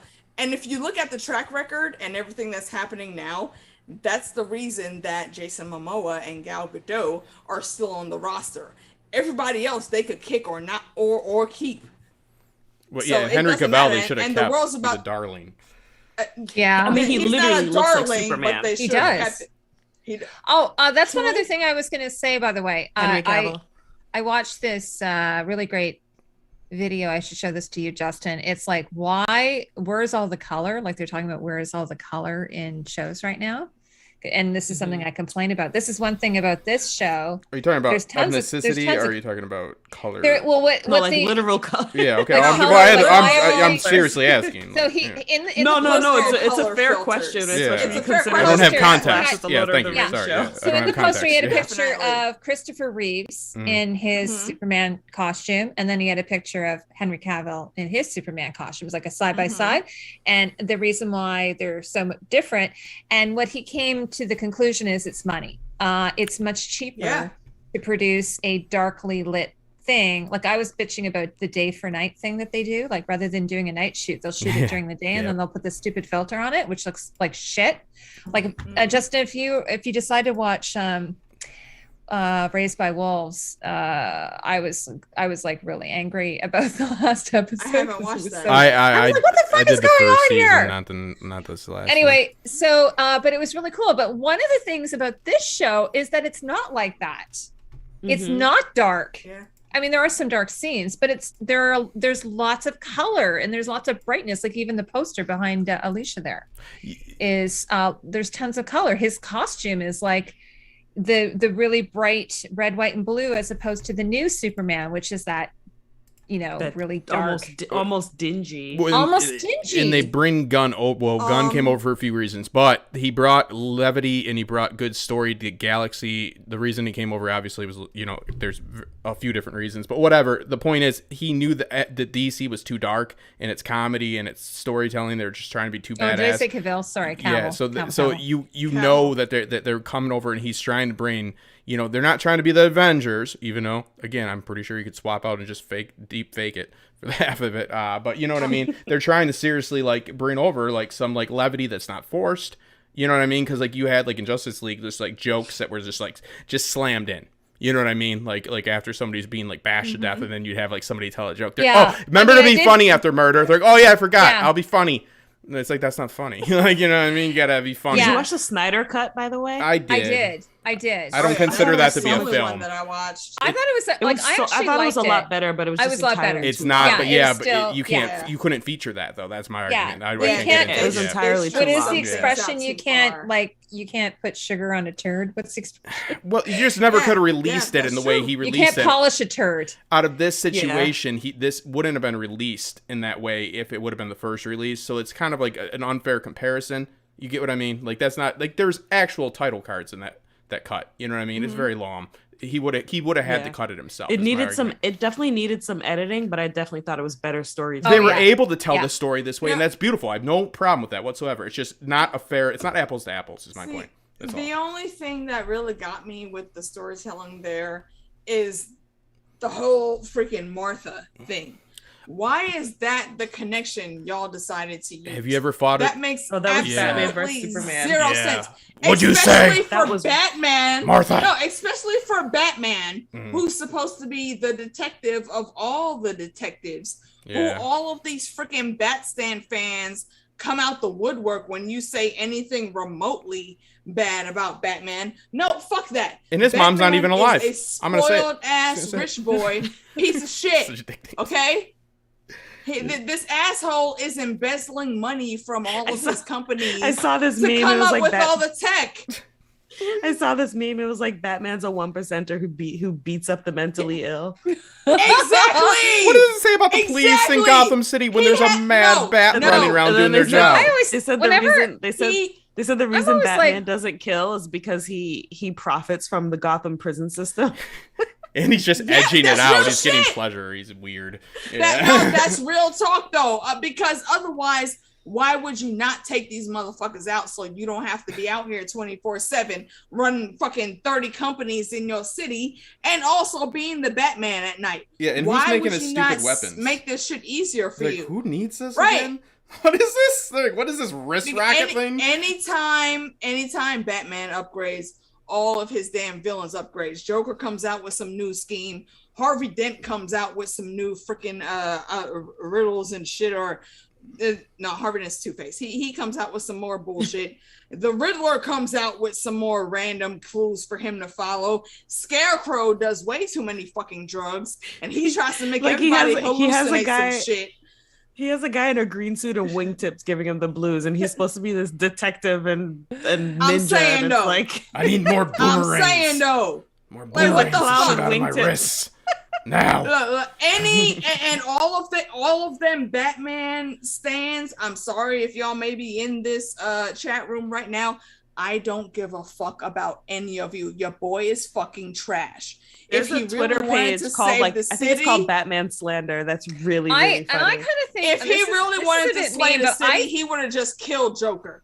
I kind of think that Ben Affleck was just like not like he just was a bit too bloated or something for the role. I did not like him as Batman. Yeah, not at all. He kind of looks like, I was saying to Jack today or yesterday, I said, do you really want to upset Putin? Just tell him he's looking a little bit bloated. Like, I just went, you're looking a little, I don't know. I don't think you're getting enough sleep. Maybe you're looking a little bit bloated. Eating a lot of dairy? You want too much dairy. That's the way to get under his skin. That's how I felt about Ben Affleck in that role. I found he was a little bit, and I don't know, maybe too much beer. That's who he was. Think about Batman. He's supposedly, according to his stands, supposed to be the best detective ever. But when it comes to the case of Superman and Alfred is trying to talk sense into your dumb ass, your response is, that motherfucker brought the fight to us. No, the fuck he did not. The assholes that wanted to kill him and his whole planet is who brought the fight to you. Oh my God, Alicia! But here's the thing, though. That doesn't work for him. He needs to be mad. I'm sorry. I'm sorry. I need to use my rest boomerangs. I just ordered 8,000 more. He's like, they almost killed somebody. I had to complain. They complained. Make them more dull. They almost killed somebody. Fight Henry Cavill. He's so. You don't fight Henry Cavill, dude. If I couldn't fight him, I just start hugging him. He didn't bring the fight to you. He picked me up like Henry a little. Cavill and John Cena have my favorite legs. I think he carried me to safety. Pretty amazing. Great thighs. They never skip leg day. He built a computer on Instagram. It almost motivates me to do squats. Yeah, I'm not going to do it. That's crazy. That's crazy talk. I'm not going to do it, but I'm with you. I love that Henry Cavill wears high-waisted pants in The Witcher. Like those are like the highest waisted pants. Like I'm like, wow. I like how he says he's just like me. He knows what he's doing. He's not. These guys will always say that's not the waistline. You know what? Actually, like what Tanya just said is correct. He knows what he's doing. Henry Cavill very purposely auditioned for that role because he's a big fan of the books, which is what came first. For y'all that don't know, it wasn't the game that came first. Yeah, it was the books. And because he loved the book so much, he went to the game. And when he heard that a show was coming up, he was like, "Yo, bruh, I got you." He's a big nerd. He builds computers. And he's just like me. He told me he's just like me. I'm like, you are just like me. But he's going to be playing Highlander as well. Have you guys heard that? He's going to be in Highlander. Wait. Repeat yourself. What happened? Henry Cavill is going to be in Highlander, the new Highlander. They're making a new. Shut the fuck up. Highlander. As an 80s kid, Highlander was one of my favorite. I Want to Live Forever. Oh, I hope Bro. they use the Queen soundtrack. That would be so cool. That's exactly what I was about to say. You cannot redo Highlander without using the fucking Queen song. I'm all in for that. All fucking in. Yeah, because the actor who played the original, he was like Dutch or something. Well, like Adrian Scottish was Paul so or bad. Sean This is making me Connery? want to go back and watch it. Like Highlander was my my mom when that my was mom what would was work funny. late. So Sean Connery is Spanish, or sorry, is Scottish, and he was playing a Scottish. Spaniard. And then the lead guy was like Dutch, playing a Scotsman. Yeah. Well, because that was all a bunch of that was? they wrote that weren't them, so they were it like, was this is what because it it was the 90s, and you could still get away with that, just like the original Lion King. Jonathan Taylor Thomas from fucking Home Improvement was okay playing the voice of an African prince. You can't get away with that shit right now. No kidding. Oh, but then this is the best part: is the bad guy in it is Mr. Krabs, like full circle from SpongeBob. Shut like, can you your believe fucking that? mouth.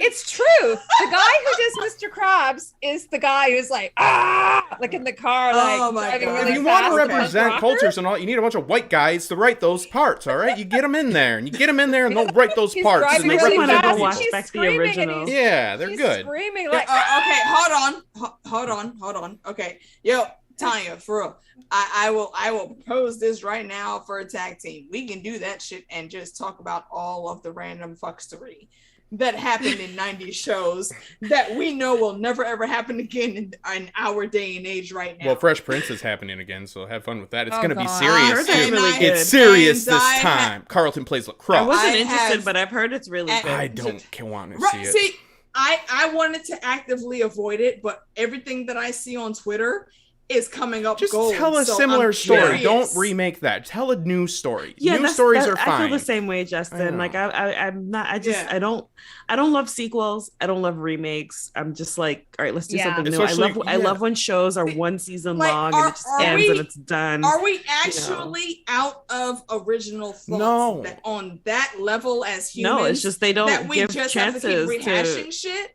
They don't give chances to like original things, and then when they finally do something like for instance, like Get Out, they gave him a chance, and he made like $250 million on like a $4 million budget, and it's like, oh, and then of course you get all these things that copy it. Yep. You know, then you have foreign Although the market, new one looks foreign really market, good. which The- is bad. the new For one looks remakes, good. meaning bad for remakes. his new movie looks good. Yeah, it's rough. Nope. It's rough. They get the name of Which something one? and they want that notoriety, but then they Nope. want to change it for contemporary No, times. So I'm like, which write a new is story. not, Write a new story. Just do Not that. of this planet or something, or not Wait, which Not one? of Planet whose Earth? movie you not of talking Planet about? Earth. Yeah, no, Jordan Peele. Yeah, not Oh, of okay. Planet Earth. I- yeah. I was I just will look using that up. him as an example of Yeah. like that's one where of the they few. where it's like you finally get something fresh and new and it does so Yeah. well, and then instead of getting more fresh and new, they're like, okay, we'll just copy that. I find like A24 Yeah. is good for that. They do really, really good original. That is why I things. don't fuck with A24. Yeah, Yeah. but they get good critic reviews, bad audience scores. Though. That's The bad. one I love thing them. that I think, the one thing that I know I'll be watching, and if I remember correctly, it is from their studio, is that new Michelle Yeoh TV Oh my show God, that's that coming looks out. so good. Yes. Oh I my have God. been a fan of Michelle Yeoh Oh, love since her. my so teenage good. years. Looks so They're- good. When Crouching Tiger, Hidden Crouching Dragon Tiger, Hidden first Dragon. came out, bruh. And first of all, I'm always prone to any type of kung fu movie because I'm an 80s Yeah. kid and I grew up in Brooklyn. Our Saturday morning cartoons were like maybe Hong 2 Kong- or hours Hong of Kong regular Phooey. Remember Hong Kong cartoons. And then we had 2 hours of old school kung fu movies with Bruce Lee and shit. Yeah. So yeah, Michelle Yeoh has been in my library for many a moon now, and I am here for everything she wants to do. A lot of people don't know Michelle Yeoh is pretty much the female Jackie Chan. She did all her own stunts in that movie. Like the woman is prevalent, and if you Yeah, look she's at her in now in she's Shang-Chi, in Shang-Chi, yeah. yo, Yeah. that shit was freaking amazing. That again was all her doing that shit, and the reason I think that it still holds resonance with me is that I watched a lot of the behind the scenes stuff with that, and Simu Liu, he was actually really worried about how his work and how his technique was going to look in a particular scene, but Michelle was standing there with him one time and she saw it and she was like, you know what? you did that, kid. And she walked off. And Seymour, like in the camera, he was like, yes. Like he knew that's the person he needed to really impress. Cool. And he did that shit. Yeah. Guys, I'm falling asleep. I have to go. We're gonna close this up. Thank you, everybody. Okay. It is almost midnight, and I have to be at work in the morning too. Oh God, Tanya, it's always a pleasure hanging with you. We definitely need to hash out the drunken and drink thing. Drink and drag. Yes. Okay, see, Heidi I've been drinking rum. I'm sorry, I messed that all up. Yes, Heidi. Definitely. I just know we got a murderer, wizard, or something. I've never seen it, but I'm down. I'm with you. I'll go do it. Well, I mean, I wasn't trying to murder any wizards. Okay, fine. Yeah, I got it. Okay, I'm just saying. Will you let me give you your fucking flowers? Shut the fuck up. Okay. Oh my God. Dig 2 holes. For fuck's sake. We need 2 holes now. She means that in a loving way. Look. Me and Justin been rocking with each other since we both started out in this YouTube game. Okay. Yeah. And that's like one of my little brothers that I just be looking at him like, dude, what the fuck is wrong? See, that plays to my vanity. It means he thinks I'm but young. he knows it's all love. I know. And I love him, and I know he appreciates. Well, I love the heck out of you gals too. I really do. I think that you're all the best. So it's always a good time. Thank you so much. I literally packed my mic and my laptop just so I could be with you guys tonight. Yeah, good luck at the Waldorf or wherever you're at, like with all the fancy. The Waldorf. Yeah. With that's at her mother's. That's at her mother's. She's at her in-laws. I know the last stream that we did together on my channel, you had to leave like 2 different times to go take care of the baby boy, but you didn't have to come back, and you did. And I just, even in my drunken state, I will remember what I said in the morning. I do appreciate that you did that. I'm very glad to be able to get to know you and Heidi and Justin. Thank you for allowing me to have baby I love you guys so much. Anyway, did you just want to do I love tiny humans. Did you want to just say a little something about yourself before we sign off? Sure, I'll remind everyone about our book club. We are 1,000 Eyes on One podcast here on YouTube. And if you go to 1000eyespodcast.com, you can look up all our old episodes where we cover fantasy. Started off as just Game of Thrones, but we cover all kinds of fantasy stuff. I have a question. Are you guys going to go back and do all the episodes from season 1 or not? Game of Thrones? Yeah, because y'all started at like season. No, we started in season 6. We started with season 6. Yeah, season 6. No, we did a recap for the 10-year anniversary, and just talked about. So that's on our YouTube channel. I don't think we're gonna go back. We had considered it at one point, but it's like everyone has like rereads and rewatches, and we just feel like there's enough of it already out there. And also, y'all be busy as fuck. Yes, Nikki is very busy with work. I am not busy with work. I am busy with children. But Nikki got different kind of work, I guess. She'll be out there getting them awards. I know Nikki gets embarrassed. I boast on my podcast partner all the time because she's a Grammy winner and she gets very embarrassed. She is. Oh my God, that's amazing. That would suck to be a Grammy winner. I've been doing the same thing. I was like, Nikki is hella fucking cool. Y'all need to go check her out. I'm always like my award-winning videographer partner. Yeah, totally. You should be like milking that for sure. That's amazing. What an accomplishment. Yeah, I've been lucky. I've never been talented. Does a really great job and stuff that she doesn't talk about. But Justin's so self-deprecating. Nikki's also just cool people, yo. Like if y'all watched, I know Justin came through and Nikki also came through on my New Year's stream that we did. Remember. So y'all go watch I that. meant to drop in for it and I was hammered. I would have loved to have you on, man. We got to do it next year. I was a hot ass mess that night. But our next book club Wine on an Empty Stomach is also on YouTube. We're covering the N.K. Broken Jemisin Earth trilogy, by N.K. Jemisin. We've already done the 5th season and we're covering the Obelisk Gate on March 13th. So it's enough time to read it if you haven't yet. Tanya, I wanted to do a fan casting for that. And I really want you both of you to do it with me on a live stream. So we got to schedule that. Yeah. So and we so that's still got to talk about Marvel. I know. I just haven't had time to do like anything. Oh no, I totally understand. I made sure to put on lipstick for you guys though. I'm literally holding it like right in my hand. I noticed that. Okay. I'm gonna put it out there just so y'all know.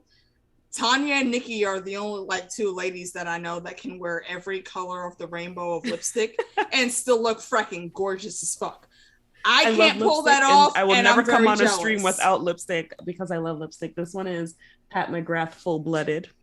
Oh, that's awesome. Nikki I just love took lipstick. like I have like Nikki, so many. Nikki took like 20 minutes to come on to my live stream from New Year's after we you gotta both put your worked out eyebrows that and your she wanted to lipstick come in because she And wanted your to put lashes. on makeup. Right. Yeah. She had to do all of that. I'm like, damn it. I told you, just bring the puppy and you're good. She didn't listen to me. Yeah, somebody should I have got work my most ass lashes off of around there. the I house. woke up drafting apologies. Yeah, I was like, uh-oh. I was like, what happened? Why were you drafting a I didn't do anything bad, but it was one of Everybody I was having I've talked because if you go through that, it's just me talking the whole time and it's ridiculous. Yeah. bullshit. Yeah, I didn't I'm care calling for it. bullshit No, it's because just not you good. are awesome folk. I love y'all. And I also very much appreciated what you said when we were signing off here at the end. Yeah, I love you. You are absolutely my brother in the game, and we will always have that connection. So shut the fuck up. You guys are with all the so dumb shit, sweet. okay? AK, why don't you tell everybody where they can find you? I will say what I always say. Y'all can find me around the realm on my friends' channels. You could find me here tonight on Heidi's channel. Yep. You hopefully, if we get around to the Iron Widow, you can find me with Tanya and Nikki on 1001.